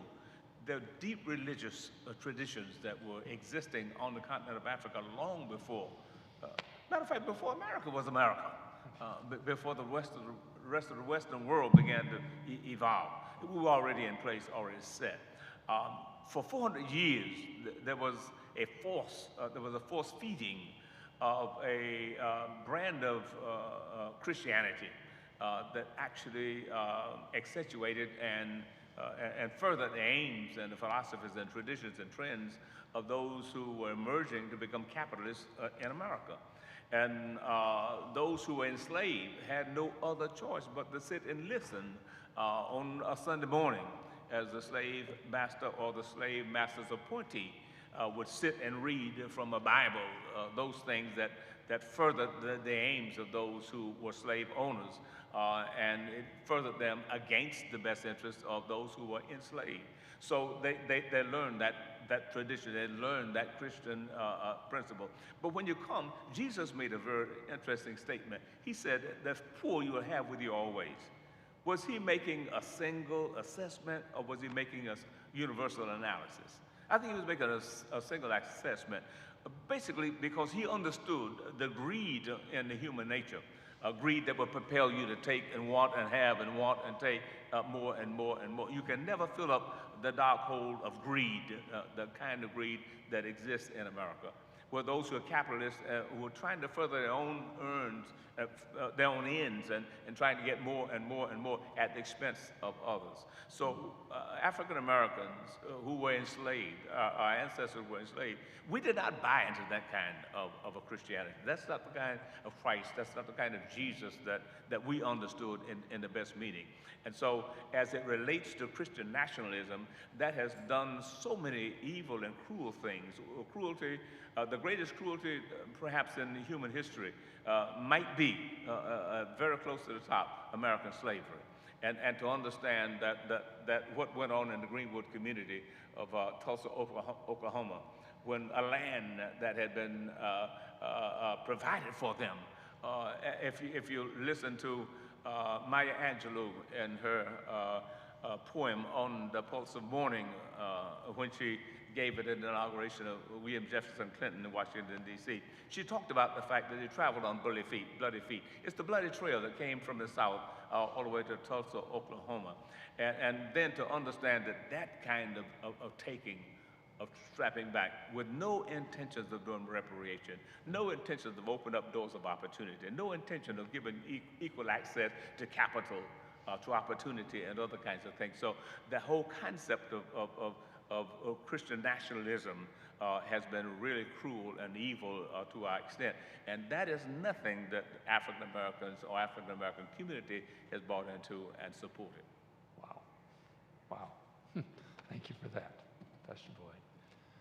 Rabbi Neal, you've already begun on this, but let me ask you, how central do you see Christian nationalism to the way Jews have been treated by Christians and by American culture? From your vantage point, what are some of the core tenets where Christian culture has strayed from your reading of the Hebrew text? Well, those seem to me to be two different issues. They are. Number one, the first issue is how Christianity got interwoven with American pride, American nationalism. And it's deeply rooted in theology. It's deeply rooted in the ways in which we preach to ourselves in our safer places, in churches. There seems to be a Christian default. This is not a Christian nation. It was never intended to be a Christian nation. I know that some Christian nationalists think it was. But it is a nation with Christian assumptions or presumptions, that we presume that everybody is sort of Christian, but not really. And if you're not really, we'll bring you over to the real Christian side. Example, when I first started my rabbinic career, I was invited to be in a discussion with those empowered by the Los Angeles School District, Unified School District, who were choosing a history text. And one of the reasons that we were there was because after the text stopped its discussion of Judaism, Jews were never mentioned again. It's as if we disappeared because Christianity came on the scene and we were done. And that seems to me to be at the root of all of this, that the notion that Christianity came along and magically took over the covenant of the Jewish people. Well, we have a covenant with what we call divinity, which, of course, if you ask Jews what divinity is, you'll get at least as many answers as the Jews you're asking. But nonetheless, we have a relationship. It is a covenantal relationship. It's as valid as anybody else's covenantal relationship, and it wasn't usurped.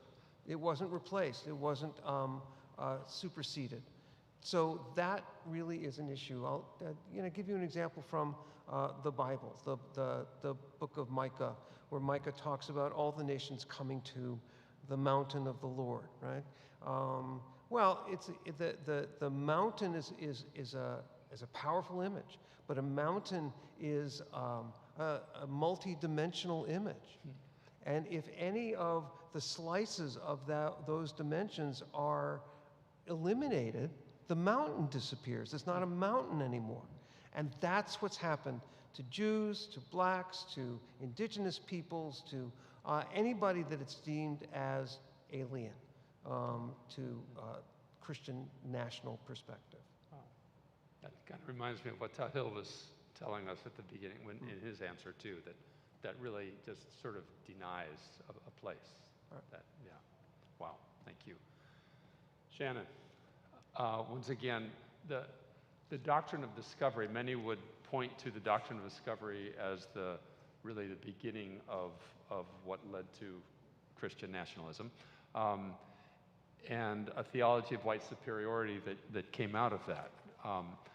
We tend to mythicize history, and it's easy for us to disengage from events and atrocities like another trail from the one that Pastor Boyd talked about, the Trail of Tears.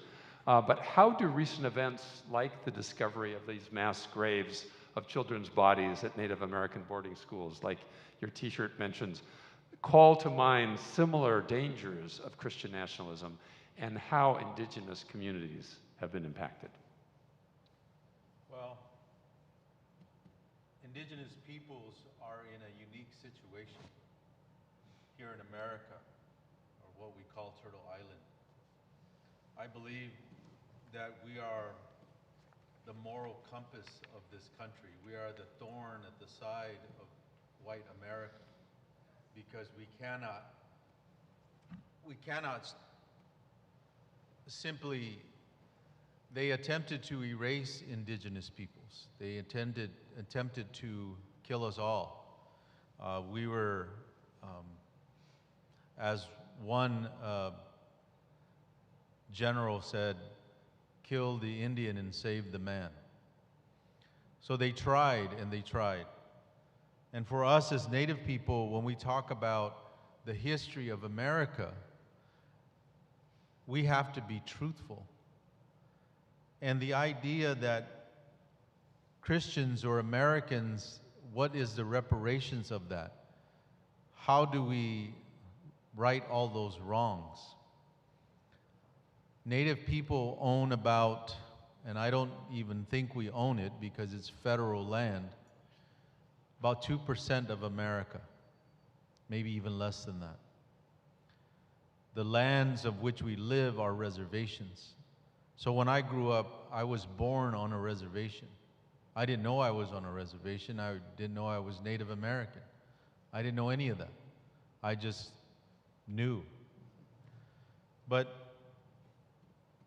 you see these countries like Canada and places in Africa that talk about truth and reconciliation, but we have to talk about the truth through an indigenous lens. The doctrine of discoveries should be at the forefront when we talk about that, at our churches, at our discussions, at our roundtables, at our meetings, because the doctrines of discovery, even with the recent ruling of Ruth Bader Ginsburg, she still uses that antiquated document.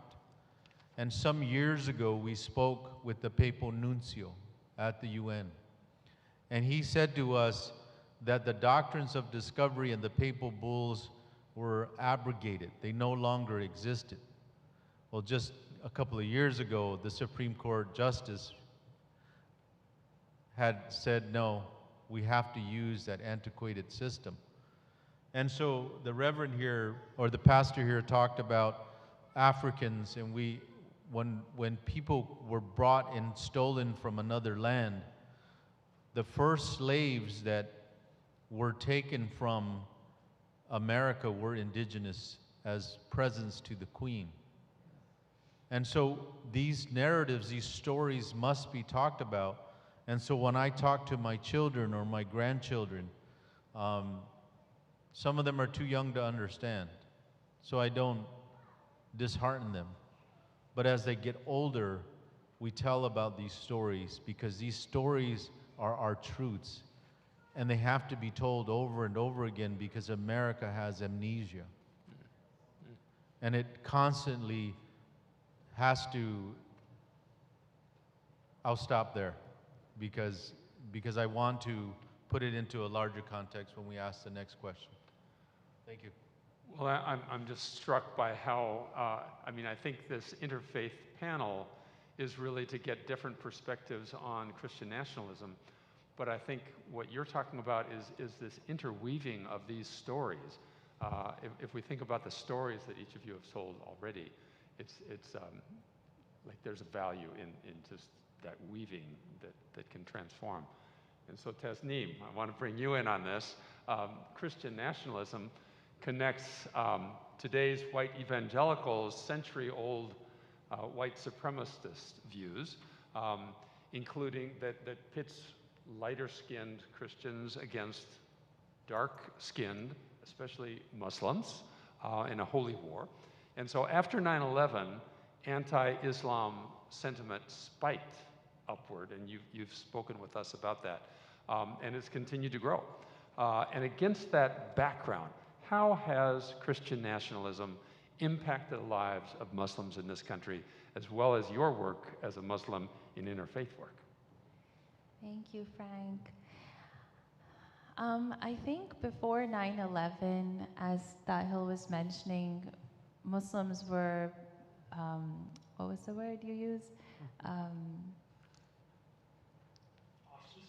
No. Where you're like just looked at and like, whoa, that's so exoticized. Sorry, there you go. Teamwork, yay. Exoticized. And I think there wasn't much of a reason to really learn much about Muslims. But 9/11 changed that. 9/11 said, this is a group that is violent, that is dangerous, that is a threat to America, and they must be feared, they must be, killed. And so what that did to Muslims all over America and beyond, Muslims like myself, I was 17, 18 years old at the time, was that I was clumped with that group. And all of a sudden, I had to now defend and justify what Islam is and what is not, who Muslims are not. And I remember seeing this recent video online where, those videos where people come together to talk around differences, but they don't really go too well. In one of those videos, this white man just looked straight at a Muslim woman and said, until you denounce some of the problematic, parts of your religion and violence is baked into Islam, you're not welcome here. And I remember seeing that and just feeling like, okay, who are you to tell me what Islam is and which parts of it to denounce and not to denounce? And so I think one of the realities that I as a Muslim have lived and have heard many of my Muslim colleagues say is that we're constantly having to defend and justify who we are not. And in that, we don't get the space to say who we are. And it hurts. It has mental health, it hurts on many different levels. And I think internally within the Muslim community, something that happens as a result is that we want to be critical. We want to denounce terrorism. We want to denounce or question the things that are problematic in our own community. But because we constantly have to be in this space of having to defend and justify and prove who we are not, it takes away that freedom and that safe space to do it in a constructive way. So, yeah, that's what I would say. So they're really, I'm just struck by these two layers, the exoticism, which is a word I don't think I would have remembered either, that you talked about, Tahil, but then I think all of the communities that you described have also experienced at one time or another or all the time that what the Muslim community has experienced intensely since 9/11. So it's important, I think, to keep both of those. Tahil, I want to ask you sort of to follow up. How do we distinguish American Christian nationalism from other religious nationalism movements worldwide? Is it even useful to compare them? Would dialogue be helped by acknowledging that most of our religions contain some element of extreme nationalism? I think Christian nationalism is the flavor of the month. After we've experienced the flavor of Christian empire, because centuries before we've seen the impact of Christianity in the Americas, we have seen Christianity present in the form of the apostles traveling throughout various regions, including South Asia. But then we saw Christian empire through the crowns that came from Europe, who decided that their bright idea for experiencing and giving us this taste of what Christianity looks like when we have to bear the cross as non-Christians is a totally different story. It can actually be shared very much with the context of enslaved Africans and annihilated indigenous communities, where many communities around the world had to experience the direct impact of Christian empire. How we see it now in the context of the United States is just the newest way to give it a better, more political name, but it means as much the ability to see power and privilege sort of dominate the ways that religion can play its role in everyday life. How that compares to me as a Hindu, who is now having to bear witness to Hindu nationalism in India, who is also bearing witness to various kinds of nationalism around the world, means I have to really pay serious attention to the various ways that my intersectional identity is impacted by all the different kinds of nationalism. So we're very overdue for a conversation. In the United States, yes, I have to address Christian nationalism because it impedes on my life and the life of my fellow siblings. But when I am seen through the lens of being a Hindu, I also have to address Hindu nationalism because I come from a community, I come from a specific religious identity that also has a myriad of issues, that has a big amount of baggage. That includes things like the caste system, mistreatment of minorities, and a majoritarian mindset that every type of nationalism likes to carry with it. So it's very important for minorities around the world, especially when we're talking about it here in the United States, to be allies and accomplices to one another in this work. Because the minute any type of nationalism tries to take over in another country, you've now created and subdued another community that is just looking to conquer and divide. That is all it is trying to do. And it keeps us as minorities divided amongst each other, which is the ultimate goal of supremacy at the end of the day. They don't want to see us aligned and accomplices to one another and working together in alliances for a better future. Because the minute they lose their power is the minute they don't have an opportunity to take control. Neil, I'd love to have you speak to that same question, really. You started on it already, but take us farther on it. Well, I mean, bouncing off of some things that have just been said, I mean, you know, I think one of the greatest travesties really is, you know, the vision of Jesus as a white European. I think, you know, his skin was a lot darker than mine, and his hair was a lot kinkier. I did have hair at one point, so to compare. And I mean, look, it even goes to I went to an Indian powwow once, and I had always wanted to go, and I walked in, and when I had hair, and somebody looked at me. The person at the table, the entry table, looked at me and said, "Iroquois?" And I said, "Romanian." Because you know that's my background, but ultimately I realized like those identities, you know, in an American context, are almost antithetical to what America is supposed to be. You know, Jews really feel it at this time of the year when all of this decoration starts taking over. That, you know, has to do with an extremely holy day on the Christian calendar that has been, you know, warped into a holiday, and that's that's a problem for Christians that I hope Christianity can deal with. But it also means that whatever I'm doing at this time of the year gets kind of lumped into that, and it's sort of what I do is seen through a Christian lens. And it's not a Christian lens. It's okay. My daughter was in pre-Girl Scouts at some point. I can't remember what they were before, even before Daisies, something very little. And they were, as they do every year, they were selling wrapping paper for this time of the year. And she said, "This is not fair." I said, "What?" She said, "There's 4 pages of Hanukkah thing, and everything else is Christmas." And I said, 4 pages. I said, "Well, compared to how thick this catalog is, that's about right?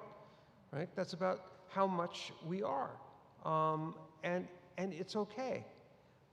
The problem with Christian nationalism is it becomes a majority, and that numbers count, and numbers don't count. I'm as much American as anybody else, even though we are less than 1% of the population. No, excuse me, less than 2% of the population. Right. So, Reverend Ray, how can Christians recover the narrative of their tradition against these critiques, observations that you yourself have made and others, to partner with others in creating greater justice in this land? Yeah, that's such a good question. The $1 million question. It is. $1 million doesn't get you very far though these days, so that's the other question. How do we recover? Well, I think that it's been named here already in that we are remembering and going back to our history, right? There's this amazing organizer actually who also works at the Kairos Center, Willie Baptist, who is a co-director with the Reverend Liz Theoharis, and he is a mentor of mine, and he once, in his many classes that I've sat in, he would often say, history is our toolbox. History is our toolbox. It gives us the opportunity to look back and see where we have erred and where we can grow. Something I say to my kids all the time is that mistakes helps us be smarter. If we didn't make mistakes, we wouldn't get smarter. The mistakes help us actually figure out how to move and progress. And so we have the opportunity, when we look back into our history in the ways that all of us, Christian or not, have experienced oppression, have seen the kind of distorted power that has destroyed our communities, across the world, we realize that there's actually a lot that we can learn from. We have a pretty big toolbox that we can help use to figure out how we need to move forward.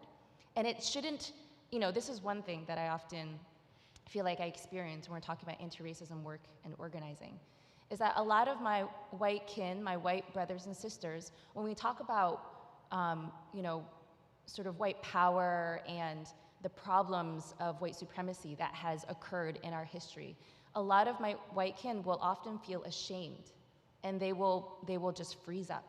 It's the fight, flight, or freeze kind of thing. And one of the things is even our progressive white, brothers and sisters and kin, they freeze up.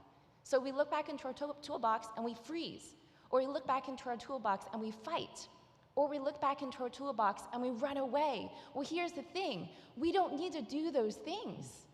We actually have the opportunity here collectively together in talking with one another, in sharing our histories, to be able to move forward. And the beautiful part of this is there's not that much to recover. Because if I was to really be honest about talking about my Christian faith, the places where I see Jesus, the places where my faith has grown, has been on the streets marching alongside Rabbi Neil, picketing in front of a hotel, picketing alongside the workers, asking for a contract, asking for a safe workplace. Other places I've been able to experience Jesus, for me, has been serving Mass in front of a house where the family has, where they've been evicted, and they decided to reclaim their home. So they did. They moved back into their home, even though this large corporation had bought it out in Inglewood, And we sat there and we shared Mass together and we prayed together. After Black Lives Matter meetings, we have a conversation amongst just a few of us and talk about the distorted Christian narrative that has caused us to have pain and suffering in our lives. And yet here we are, using the rituals of Black Lives Matter, saying the Asada Shakur, quote together, and feeling that unity, and being able to say, this is where Jesus is living. This is where he lives again for us. So I guess that's my answer. How to recover? Well, let's look back, use our toolbox, and let's also dig in and see where Jesus is living now. Because just to remind everybody, the Bible was not here before, the New Testament, I should say. The New Testament was written after an oral tradition was already created, right? Like Christianity was created through the stories of people just living together, eating together, and walking together. Then the Bible came. So let's go back to our roots, and let's start with just our stories. And I think there we'll be able to reclaim Christianity. Thank you, Ray. Thank you. I want to follow up that, Pastor Boyd, because one of the tools is looking back at our stories and our history. And American Christian nationalism has presented this mythical storyline of American greatness and exceptionalism and relegates slavery to a footnote in our history as a kind of road bump. And yet we're aware of how many policies and government actions disproportionately criminalize Black culture. So how does this continued denial impact the Black community? And what are some of the examples of that? And how can we rewrite that story, as Ray was talking about? Thank you for the question. White nationalism, Christian nationalism. Freudian slip. Freudian slip. So true. That's all right. It seeks to gloss over, to whitewash, to Christianize slavery. 400 years of it. The kind of atrocities that we've actually gone through, which says, even included in our Constitution, that Blacks, African Americans, are only 3/5 of a human, and how that compromise got in as it relates to how we would be counted in a national census to determine the representation that would come out of states like South Carolina. Then the notion to come and see that on the backs of enslaved people, cotton became king, and it was the foundation, it was the bedrock of the economy of the South. To understand that from the backs of Blacks who enslaved, that the major monumental buildings in Washington, D.C.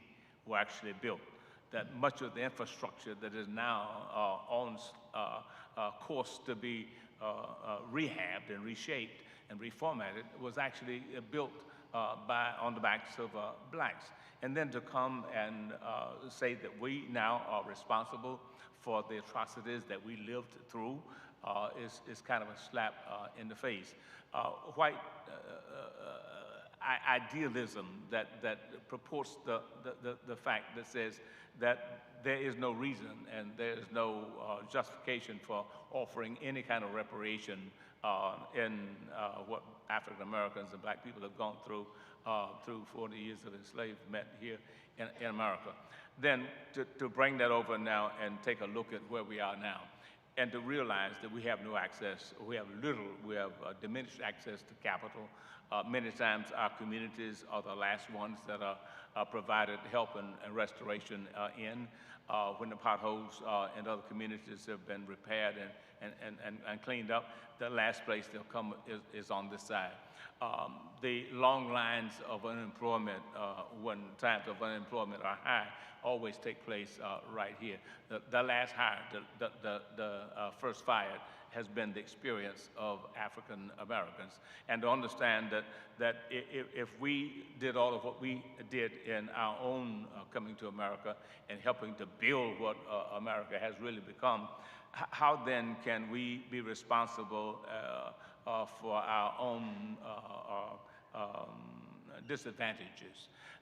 And just to then say that it's a bump in the road, that what we've gone through is not a bump in the road, it's been a mountain that African Americans have had to cross and climb and get through, tunnel through all the time. What we have been able to do and what we have done is monumental by comparison to what others have been able to do with far less the effort that has been expended on this side. And then for Christian nationalism to divide and to separate the voices of blacks and whites and the disenfranchised and the marginalized, to separate the voices and the common conversation between three of the largest institutions in religion, the Christians, the Jews, and the Muslims. If we could come together without the meddling into the affairs of our conversations for a better world, I think we'd be much better off. My rabbi brother talked about the little prophet Micah. Micah in 6 and 8 says, I'll tell you what the Lord does require of all of us, whether you're Jew, whether you're Muslim, whether you're Christian, whether you're Hindu, whether Buddhist, it doesn't matter. To do justice, to love mercy, and to walk humbly with your God. So if we could have our voices brought together, talk about what justice is, that everybody would get their just due. To talk about what mercy is, that I would be compassionate with you. If you're down, I'll help you up. If you're too far out, I'll help to find a way to bring you into an area of enlightenment. Your brokenness will be fixed by us collectively. So if we could start talking about what justice is, what mercy is, and then find a way to find God. Whether we find God as a Jew, whether we find God as a Christian, whether we find God as a Buddhist or Hindu, doesn't matter. Find God. If we found God, I think the world would be a better place in which we live. And there would not be a reason for Christian nationalism or any other form of superiority in religion or their own way of finding God. Wow, thank you. Thank you so much, Pastor Boyd. I want to, when I think of the two aspects of America's original sin of slavery and the massacre of indigenous peoples, I want to go to Shannon right now, and continuing with discussion of the doctrine of discovery that allowed European Christians to think they discovered an inhabited land that was in fact undiscoverable precisely because it was inhabited. So these false stories of discovery and white superiority that allowed white colonists to imagine they were better. So there's this, the dominant powers created this dysfunctional narratives derived from these diseased social and theological imagination, as Mark Charles and Sung Chan Ra talk about in their book. But the dominant powers don't want faith leaders to talk about this because we capture people's imaginations. So along the line of what Reverend Ray started with us of how do we build this, how do we take back the power of our collective imagination from politicians, social and mass media, institutions, and at our own dinner tables? Well, I don't think that we lost the power. I think that the power has shifted and been displaced. But I'm not a Christian or a Catholic, but I have read the Bible. I have looked at and read the Torah and the Quran. But in the Bible, Paul writes in the New Testament that we have to die daily. That we have to die from our ego, so that we can become a better person. Human beings are struggling constantly with their ego, with their hedonistic self, with their greed, with their concepts of what it means to be a human being. And for us to do that, America's narrative has to die. This false narrative has to die. We have to kill that narrative that has been so pervasive in this country. Just recently, a teacher at Riverside Unified School District was caught on tape by students mocking Native American, pretending to do a Native American ceremony. This is nothing new. This has been going on for quite some time. So her narrative, her idea of what it meant to celebrate or to honor or to look at Native people through her lens is something that America constantly does. So how do we then have these discussions around not only our dinner table, but in social media and media? Native people are not in the media at all. Usually it's because of mascots. Usually it's talks about casinos. It's never anything positive. Maybe it's about a powwow. And powwows are, you know, America has this view of indigenous people as kind of monolithic, that we're all the same. There are over 500 different nations and tribes. There are thousands of different languages and songs and ceremonies that we do. And to say that we're monolithic is the ignorance of America. So America's narrative, and America has to die. We have to look at what this means about their idea of their democracy. Their democracy was not based on something that some old fat white guy 400 years ago thought up in 1776. It was by the Iroquois Confederacy. And the democracy that they learned under the idea of the understanding peace and harmony and living together in their democracy. And when they landed here, they didn't understand what it was. We helped them survive. We taught them how to grow corn. We taught them how to live through the winters. We taught them the trails. We brought them across America, what you call America today. And we opened our doors. We opened our arms and said, because we had the idea that they were our brothers. We believed that they were our brothers and sisters. Unfortunately, they took and they still take. Whew. Moment of silence. Tasneem, you have spoken about how a Christian nationalist view of religion impacts our ability to see your tradition, and really individual and varied faith traditions of all of us, for the complex belief systems that they are. How do you understand that, and how do you see that maybe shifting? How can it shift? What needs to happen for it to shift? For the narrative, for Christian nationalism, that narrative to shift, right? Right. I mean, so that to take into account each of our faith traditions for the complex traditions that they represent, and not these stereotypes. Yes. I'm feeling called to share a verse from the Quran to answer that question the best I can. It's chapter 49, 13, verse 13, and it says, "We created you from a single male and female into different nations and tribes so that you may get to know one another." And this is the next line is something along the lines of, this is from memory, so that's why I'm saying that, is that the best of you in the eyes of God is the one that is most righteous. And then it's translated in different ways. Arabic is a very complex language, and so different translations are the most noble, most righteous, most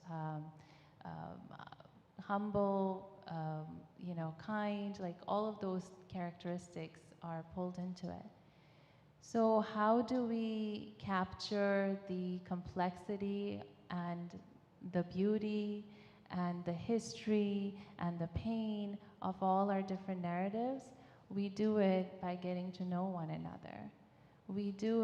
I do it by recognizing and acknowledging that the diversity is intentional. The diversity is to be appreciated. It is not a threat. Having lived in India, in Pakistan, in Dubai, and then coming here, I was exposed to differences from a very young age, and for me, that was the norm. And so to hear narratives where it's just right or wrong, black or white, and there's no room for nuance, no room for, and tolerance is somehow the highest standard. To me, is mind-boggling, because I feel tolerance is a very low standard. It's the minimum standard for humanity. And unfortunately, that becomes, that's not the case. And so another, if I may say one final thought on it, Pastor Boyd, you mentioned this time I took notes, so I remember the words. You talked about the importance of finding God. And I feel like that intention, that goal of finding God should always be at the forefront. And unfortunately, that ego or that sense of connection to that national identity or an ideology takes away from that search of looking for God. And so it's important to not just tolerate differences, but to seek differences, to explore them, to be curious with them, to understand them from the way they want to be seen, not the way you think. Someone else said recently that everyone's world makes sense to them. It may make zero sense to you, but it makes sense to them. And so it's my job to understand how their world makes sense to them, so I can get to know them and hopefully continue this dialogue and this peace building and all of it, and actually be brothers, you know, and sisters. Thank you, Tasneem. So we are moving on this from looking at what Christian nationalism is, the impact it has, to what we can do, what you can do, what we all can, how we can participate. And Tahil, I want to ask you, do you see any common ground with people, our neighbors, family, who embrace or are caught up in Christian nationalism rhetoric that could serve as potential bridges for dialogue? What might Christians learn from other faith and cultural communities about relating respectfully to other cultures by considering their unique contribution? I like how the youngest person on the panel has to answer this question, because I have the least experience on this earth. I don't know if I have an answer for these questions, but I'll try my best. On the question on common ground, there's no question we have common ground. They're scared, as we fear for our lives too. They want to live in peace. We want to live our lives in peace too. We both shed blood. We both tread on the same earth. There's a kind of an inseparable reality that we have common ground with them. And that for me is morally foundational to my faith traditions as a Hindu and a Sikh, that both remind me that, oh, not only do you share creation with them, you're mutually responsible for them. You don't have a choice. You don't get to define suddenly who is on your side and who isn't. And there's a scripture from the Maha Upanishad that says, it's ignorant for you to say one person is an other in your eyes and one person belongs to you, because the whole universe is your family. Living in that mindset actually requires us to do a lot. But if we're going to engage in dialogue with folks that think that we are less than them, it's a non-starter. So first, what people have to do is see us as their equals if they're going to start a conversation. Second, when you ask a question, don't answer the question you're about to ask me with your assumptions. You might have compartmentalized me in your head, but that doesn't mean I'm a part of the same experience as you are, or that you understand because I come from a certain community or identity. Third, when I am talking, you shut up. You let me say my whole story, and don't expect to immediately respond to it, because I'm not here for a debate about my livelihood or my dignity or my rights. I'm allowed to own that story, and you have to listen to it completely. And four, to be able to engage in all of this at the end of the day means I also have to show up for you after this whole conversation is done. That means I have to go with Tasneem and go try to build relationships with faith communities I haven't met before. That means I have to sit with Shannon and hear about the perils and the necessities of Indigenous communities that are still struggling after centuries of pain. This is me showing up to Fame and working with Pastor Boyd on talking about voting rights. And it's meant marching with Rabbi Neal against geocore because of the treatment of those families that have been separated at the border. If I'm living out my Hinduism, I don't have to read on their head to see if they're Hindus also. They are my responsibility. Because what we're striving for is not just tolerance or mutual respect, it's mutual abundance. And it takes a lot of energy and a lot of effort to do that. So the last step that you have to commit to is to see justice prevail and a peace prevail that we have not seen or witnessed before in human history. Okay. Thank you, Tahil. Thank you. I want to ask Neil. You've talked a lot about the dominant voices in this country and history. The flamboyant voices are now often the ones that get heard, and social media has made that worse. As people on the ground working with people of faith in their everyday lives, how do we overpower those voices and empower our people? Well, I think that one of the things that happens in media is that they get attracted by the most flamboyant. That, you know, what will sell, what will attract people to listen to them. And unfortunately, the way it happens now, I want to echo something that Tahil was just talking about, which is that they feed into people's fear. And fear is the easiest thing to generate, so it's inexpensive in that sense, right? It's cheap. You can always generate fear, and you know it's not just it's not surprising to me that in Charlottesville the white supremacists, you know, may have been Christian nationalists, I'm not sure, you know, said Jews will not replace us, right? They're afraid of everybody here, that we will replace them. And that has become the you know, story after story after story in the news, story after story after story in the media as to which group is coming up and which group is going, you know, that's what these trials that we're watching now are all about. You know, are blacks going to win or are whites going to win, and so on and so forth.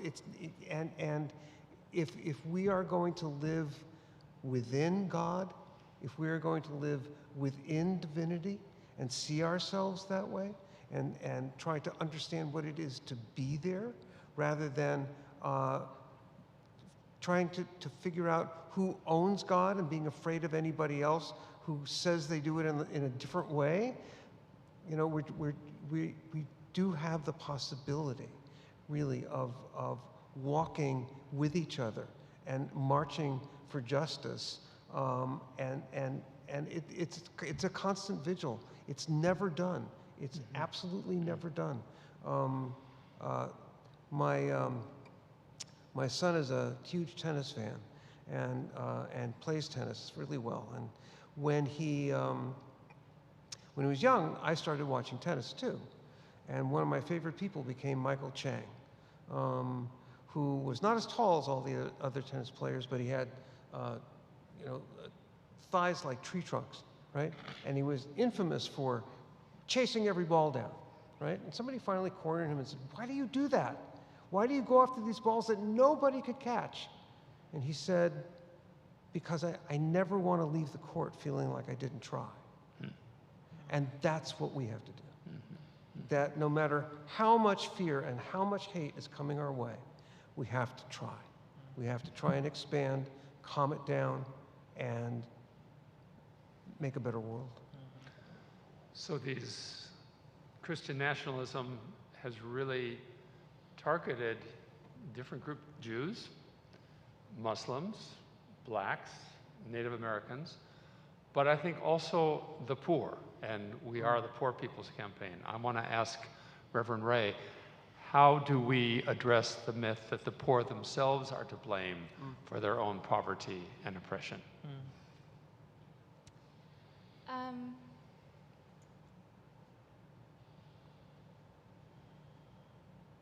Organize, organize, organize. I think that's probably the answer I give, or I am giving. Organize, organize, organize. I mean, I think that ultimately, we know, the people know what the people need. We know what needs to be changed in this country. We know what we need to be able to make sure we have food on the table. We know what we need to be able to make sure everybody has a home, that everyone has an education, that everyone is able to live with dignity and respect. And so we know the story, the true story of why the poor are poor, right? We know that it's not because of their own blaming, of their own sinfulness, right, as Christians would often say, but it's because we have created a system that has placed people in those spaces and put a chain around their necks and kept them there. And we have done that to, and when we talk about the poor, we need to talk not just about the unhoused, but about the 99%.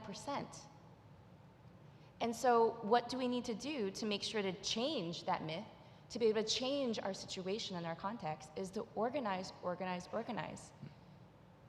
Something that, that I really appreciated Tahil bringing up is this idea that what white supremacy and plantation capitalism has done, and done very well, and continues to do, is to divide and conquer us.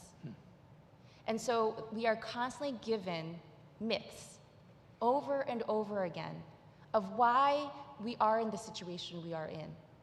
But what we need to realize is that those are myths. What we need to do is to organize and coalesce our own power. What we need to do is collectively, very intentionally, come together and utilize the tools that they have, that, the capitalists, if you will, and the white supremacists have used against us. And again, I don't want to talk about individuals here. I'm talking about a system. A system that is very ghoulish and can contort itself to whatever it needs to look like to be able to keep us down. So if we really are going to overcome that, we need to be able to use the tools that are being used against us to be able to fight that. And the thing is, when the people fight, the people win. Thank you. So I want to stay on the sort of the present tenseness of what you're all talking about, and go to Shannon and ask how you see the current debates about water rights, land rights, other resource rights, what you might call settler colonialism, as expressions of Christian nationalism at the center, not just the fringe of national life. So earlier, at the beginning of the program, I did a land acknowledgement. And we were sitting in the green room and we were talking about it being a hollow gesture, and it's kind of the new thing to do, and you see it done. And one of our brothers was telling us that the Department of Homeland Security and the U.S. Border Patrol was having a land acknowledgement, yet if you go to the southern border, you see that there are people coming to America looking for a better way of life, and they're being held up by the Department of Homeland Security on Apache or O'odham land or Kumeyaay land and Kumeyaay territories. So the idea that settler colonialism still exists, right? That we constantly take settler colonialism is a machine. It's a cannibalistic machine. And it's like that throughout the world. Dr. Cornel West said that in order that the condition of truth is to allow the suffering to speak. You cannot talk about truth and justice if those that are oppressed are silenced. And so we are constantly silenced, and we are marginalized or put in categories to do land acknowledgement and then left out of the discussion at the table. Orrin Lyons said, Chief Orrin Lyons said, Faith Keepers said that if you're not at the table, you're on the menu. And Indigenous peoples have been on the menu for a long time. And how then do you compensate the indigenous peoples for their water and their land? The water that you receive today come from the Paiute people up in the mountains in Sierra Nevada. The electricity that we have, about 40% of it comes from Navajo Nation. And you don't see them being rich. In fact, you see some of them don't have electricity. You see the Paiute can't grow their traditional foods. They can't live a sustainable life that they once did because their water is being used by Los Angelinos, right? So the idea that somehow we want to talk about, land back and I don't think that's possible. I think that in order for us to have real meaningful relationships with indigenous peoples, we have to return the land. The land must be given back in some way. Churches are, the Catholic Church is one of the largest landowners in the world. In the world. And where did they take that? Who did they take that land from? And here at the Poor People's Campaign, we talk about $15 an hour being raised to the minimum wage, but yet our hamburgers and our meats and our things that are being brought from Central and South America, where they're destroying forests and removing and displacing indigenous peoples so that we can have $15 an hour. That doesn't make sense to me. So we have to rethink this economy. We have to destroy the capitalistic ideas of Western capitalism. Because if we don't, we're going to continue down this path of destruction. Not only destruction of our own selves, the earth will resettle. It's us human beings who are the parasites. It's us human beings that are the ones that constantly take. And so I don't know if that we can talk about correcting these wrongs unless you truly want to sit down with Native people and the Native people say, return the Black Hills, return the water, return the land. The Lakota people said, we don't want money for the Black Hills. Right now it's in trust and it's roughly about $8 billion. Could you imagine if you gave $8 billion to an extremely poor nation? What they could do with that money? But to them, money is nothing. You can't eat money. And that's what our leaders have told us for a long time. Land is who we are. This land that you call America, we don't call it that. It is not ours. It doesn't belong to us. The Creator put us here. And we are the stewards of the land, and we must take care of it. We must have this relationship. And because we have been displaced, because we have been marginalized and moved out of the way for development, we still struggle today, unfortunately. We have the highest incarceration rate. And you say, well, how is that possible, Shannon? I thought African Americans do. Look at our young population. Look at the poverty that exists. We have young people going to prisons and jails. We have people that don't live past 54 years of age. So I don't know if if we want to address settler colonialism, we have to do it in a very, very real way. Thank you, Shannon. Pastor Boyd, white Christians use the Bible to justify slavery and segregation. White supremacy and Christianity are intertwined historically. You've, even with your missaying, got that right.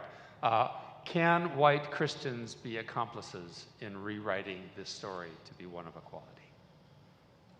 I think they can if they came clean. If they came clean with the intent of not being driven by history, the history that they've been a part of, realizing and accepting the fact that they have done wrong, come repenting of their sins, and not only repenting of their sin, but showing sorrow for their sins, and then asking others to invite them into a conversation, a genuine conversation. If they came that way, I think it's possible. other than that, I think it becomes difficult. You cannot do wrong and hurt and harm and mistreat and marginalize a people for as long as they have done so, and expect that same people, that same body of people, to embrace you and invite you back into a conversation that's supposed to be meaningful and for the common good of all in the equation. Yep. So kind of the same answer that Shannon was giving. There has to be a major repentance and conversion in order for this to happen. We have a couple of questions from the live stream.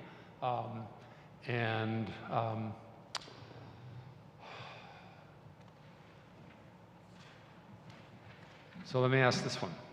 Have the concepts of common sense and finding common cause been extinguished from society in the USA? Would one of you like to take that one? Can you repeat that one more time? Have the concepts of common sense and finding common cause been extinguished from our life here in the US? Has that been sort of taken out of the conversation of society? I think trying to find common cause is not really something you would, in my estimation, put into the context of common sense. Common means it's available to all. If it was common, everybody would have it. Since everybody does not have it, it means it's not common. But if you want to try and find a way to create critical mass around a common aim and helping to pull together the narrative, a different narrative, and creating a different narrative to bring all of us to the table. I think it would be an excellent way to do that. So yes, I believe it can, but I just have a problem with understanding how that common sense adds into the common cause. Got it. Yeah. There's this saying that common sense is not so common. And I think it's because common sense has been replaced by common convenience. Your justice is your justice, my justice is an inconvenience, your rights are your rights, my rights are an inconvenience, so on and so forth. So I would say that about that. I think about, what was the other one? Common sense and common cause. Common cause, I don't think we've ever not had a common cause actually by living on this earth together. I think what we have done in the process is looked at it as if the common cause was only ours to own and only ours to claim as a supremacy, which we're now seeing in the form of Christian nationalism, and how we're seeing it as a part of the common conversation among spaces where a controlled majority is the one that gets to dictate what is the cause we're fighting for. Thank you, Tahil. So we need to finish up here, but I want to thank the panel, and I want to say something about the whole conversation, because this was anything but optimistic, but I think it was very hopeful. And I had an experience last week of listening to Mary Nichols, who had just come back from Glasgow, and she was not optimistic at all, but she was hopeful. And I feel like the 6 of you sitting here are the hope. More than what we said, it's who you are and the fact that we are having this conversation. So thank you for giving yourselves, for being who you are here in the panel, but mostly in your lives that I know goes on outside in those marches, in front of those hotels, in front of those businesses. Let's give a hand to this panel. Colleen, are you going to finish up for us? While Colleen is coming, may I take a swipe at offering a common appreciation for you and for your efforts and for the efforts of the Poor People's Campaign in convening this conversation. Thank you.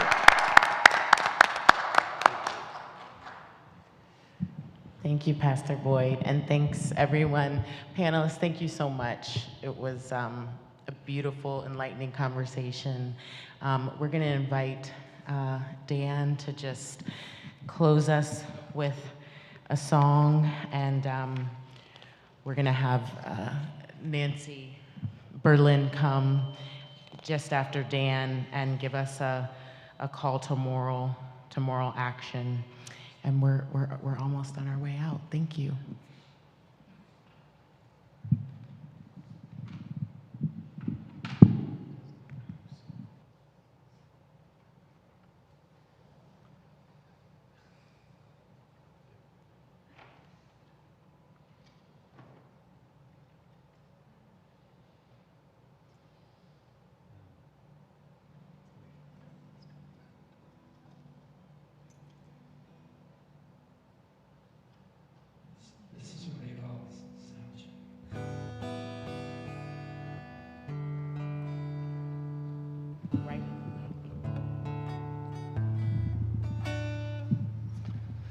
Yeah, my name is Dan, and that was really an interesting panel discussion.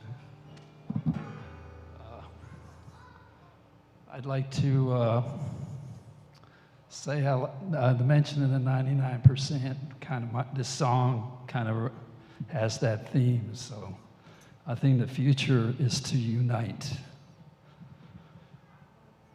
The struggle is the haves against the have-nots. And the have-nots always lose because they're divided. Now the struggle is this mic stand. Well, I think it's okay. Okay.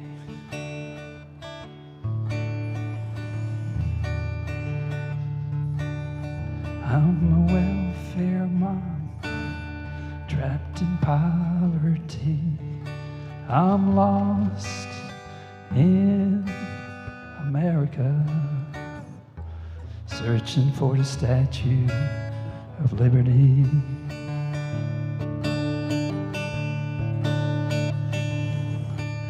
And I'm a senior citizen, can't afford the meds I need. I'm lost in America, searching for the Statue of Liberty.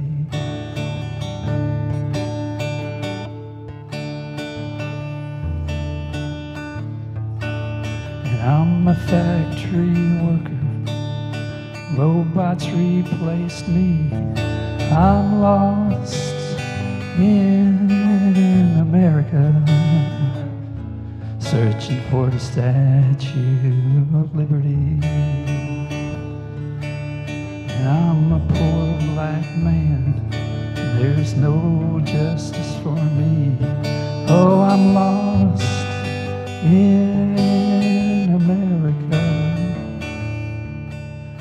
searching for the Statue of Liberty. And I'm a Vietnam vet, I'm living on the streets. Oh, I'm lost in America, searching for the Statue of Liberty.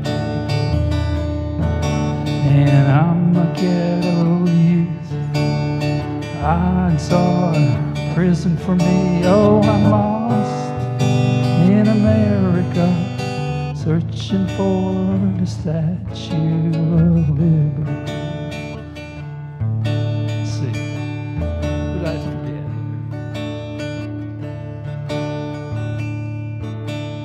I'm your college graduate, there's no jobs for me. Oh, I'm lost in America, searching for the Statue of Liberty.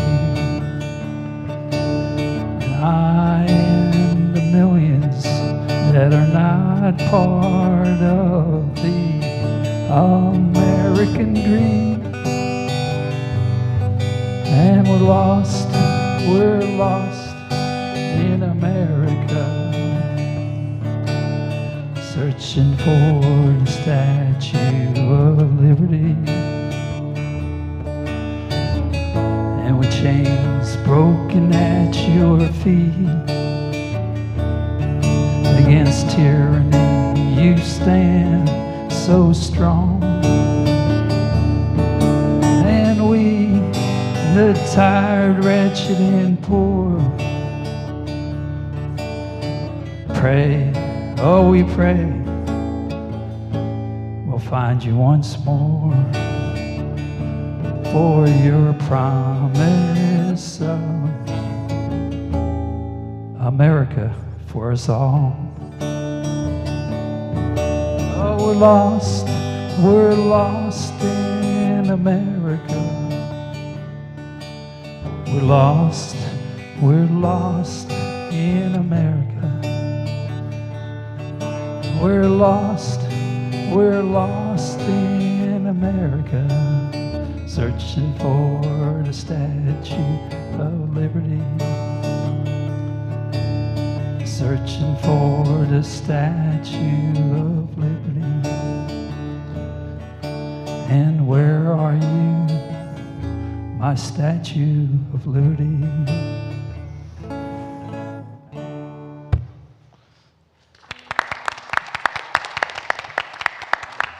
Thank you.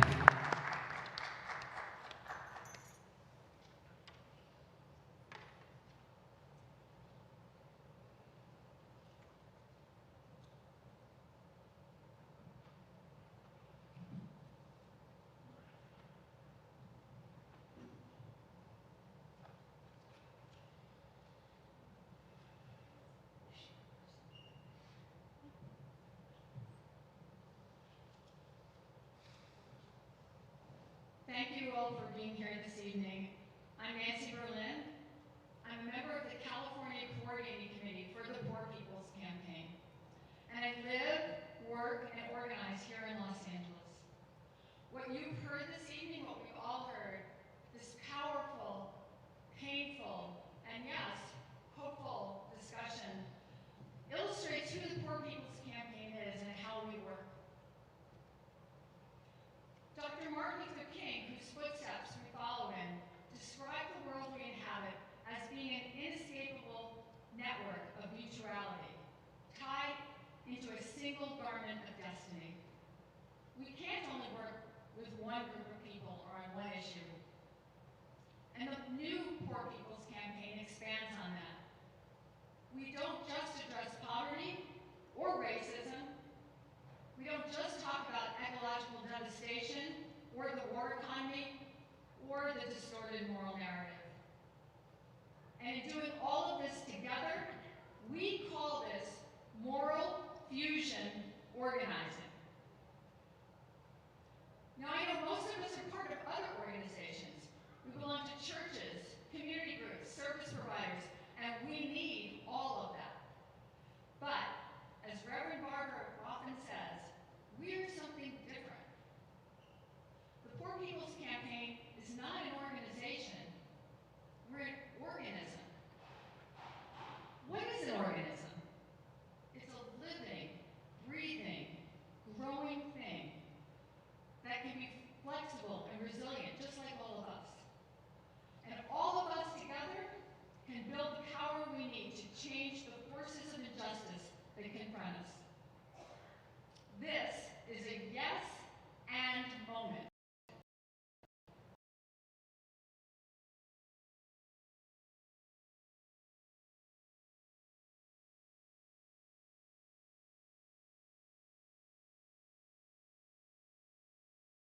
What you're doing, and yes, join our movement where all of us can come together. My ask of you this evening is to talk to your faith group, your community group, your family, about what you've heard here tonight, and talk to them about the Poor People's Campaign. Talk to them and talk to us as we partner together and how we can join forces. You can come and find out more about the Poor People's Campaign at one of our online welcome sessions or one of our study groups. You can join a working group, the Faith Working Group, put on this evening. We have arts and musicology groups, we have policy and education groups, and we are organizing to go to Washington, D.C. on June 8th, 2022, and we would like all of you. There are so many ways that we can partner together. Because there comes a time, and this is it, when we have to join together in a moral fusion to address the interlocking injustices, because our future depends on it. We so look forward to working with all of you. Thank you.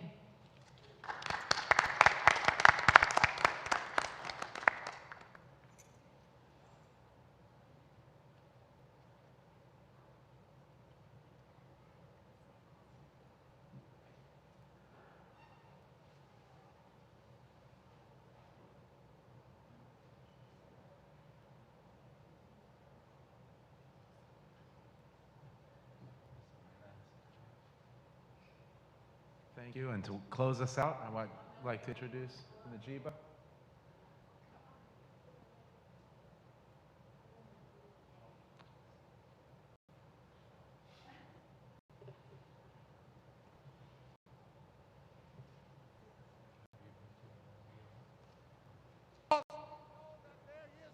Scarcity in this land.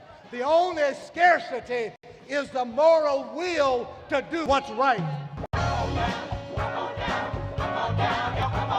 We welcome you to the launch of the Mass Poor People's Low Wage Assembly and Moral March on Washington, D.C., June 18, 2022. We are a new, unsettling force, and we are powerful. New, unsettling force, and we are here.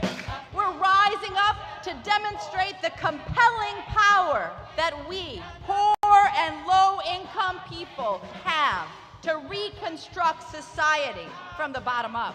And we need to do it with the loudest voices possible, the biggest actions possible. Because we know that there is no scarcity in this land. The only scarcity is the moral will to do what's right. Hold on, just a little while longer. We are those with sub-minimum wage jobs who can't afford sky-high rent. People with disabilities are the fastest growing minority group. It's crazy to me that in 2021, it's still legal for workplaces to pay a sub-minimum wage to people with disabilities. There are still so much trial and tribulations that we go through as Indigenous people. We can't get a decent wage to sustain ourselves, nor can we get adequate housing. Veterans across this nation say enough is enough. We can't pat essential workers on the back on one day and then cut their health care the next day. Health is a political choice. What more do I need to do to prove that my voice is just as valuable as anyone else's? There are still forces in denial that would try to slow walk our transition to a clean economy and a just future for us all. We have an immoral system run by immoral people. But together we walk, and we walk and we fight. It's time for a change! Reconstruyamos esta gran nación! See, we are people of resilience. As we fight these interlocking injustices together, when we work together, mobilize together, and rise together, we become a voice for the voiceless, and we become an agent of change in a time where great change is needed. We need the third reconstruction to ensure that deaf people, people with disabilities, and all people can have the right to live and to thrive. We know what they are doing, but the question is, what are we going to do? Reconstruction begins when we change our mentality and say it's time for you to get your foot off of my neck. Justice is coming through. Hey! Do you believe that on today? June 18, 2022, we will be there and hope you will be too. We just want to give some quick thank yous here. There have been so many people who, this is a movement of us, and we're so grateful for so many people. Jenna, please go ahead and do our acknowledgments. Yes, I have a list. Excuse me. There were a lot of people that helped us along the way. We want to first and foremost thank Reverend Liz for participating with us from the East Coast. It was 9 o'clock there, so that was really great of her. We want to thank Reverend Barber for being with us here in spirit through a family emergency. He was still trying to call through, so we appreciate that. Everyone at National Comms who helped us put this on the National PPC Facebook and YouTube page. Kate Ziegler, our national rep, Reverend Casimir Brown, Kenya Alcacer, who was a tri-chair that spoke earlier today, our California PPC quad chairs, State Faith Working Group, California Coordinating, my co-convener Colleen for her patience and just her commitment, Kathleen Morse, who's our program manager, who kept up with me and Colleen this whole time, and we run fast, and the rest of our planning committee, our wonderful panelists. You guys were amazing, and Reverend Frank, our moderator, you guys did such a good job. I saw the comments on the Facebook, and everybody has been loving it. And the artists who offered performance testimony, and then finally everyone who watched online. Yes, and just a quick note that this is the beginning of a conversation. So we plan on having an event series around this dialogue, constructing a moral narrative. You can't do it overnight, and you can't do it in one night. And so we'll invite you out for more conversations, but it's time to let you go. And so to send us, I would like to invite Najima Saeed, who's graciously come to bless us out of Pastor Boyd's house. Thank you. أعوذ بالله من الشيطان الرجيم أعوذ بالله من الشيطان الرجيم بسم الله الرحمن الرحيم بسم الله الرحمن الرحيم لا يكلف الله نفسا إلا وسعها لا يكلف الله نفسا إلا وسعها لا يكلف الله نفسا إلا وسعها. On no soul does God place a burden greater than it can bear. Verses from the Holy Quran, the scripture of the Muslim tradition. So when I was younger, before I became a seminary professor, before I did all the work that I've been doing, I used to think that what it meant when God tells us that on our souls, God does not put a burden greater than we can bear. I used to think that was about individualism. I used to think that God was asking us to pull our burdens. And what we learn from the discussion tonight in our charge is that, in fact, it's that God does not want us to be individual souls to bear that burden. It's not only that God bears the burden, but we bear this burden together. So we are naturally collective as human beings. And the rugged individualism that eats away at our ability to help one another, that is something all of our traditions banish. There is this mythology of racial supremacy. That mythology of racial supremacy is actually built to give a hierarchy of individualism and separation between people. So what we are saying tonight is, go to your traditions, whether you are religious, whether you are spiritual, whether you are moral, whether you are secular humanist. What in your moral code and creed interrogates the notion of this mythology of supremacy, that I am greater than you based on the color of my skin, based on my religious tradition?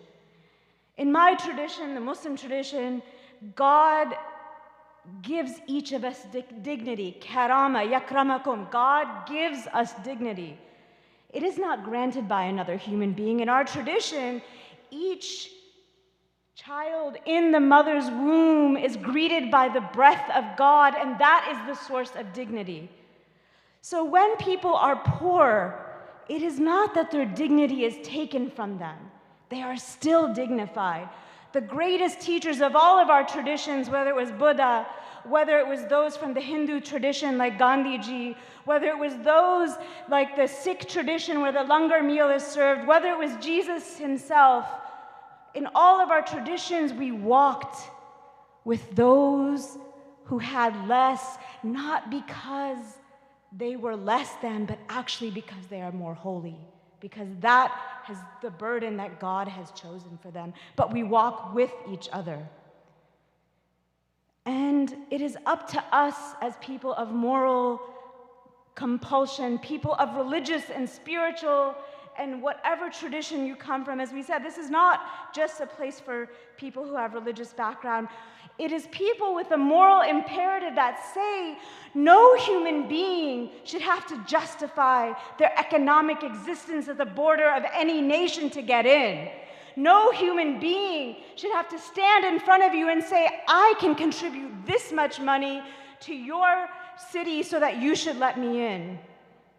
All of us are equally bound in a social contract of equality given by the divine, given by the holy, and it is nothing that can be taken away. So what I ask for us to remember is that it is a divine design that makes human beings equal. And what all that we are asking for, all that the Poor People's Campaign is asking for, is a recognition of the moral dimension of equality that is not or should not ever need be justified. And that is our charge today. Whether you are religious, whether you are spiritual, however you identify, begin to see that your dignity is inextricably interdependent with the dignity of fellow human beings around you. Go with peace. Amen.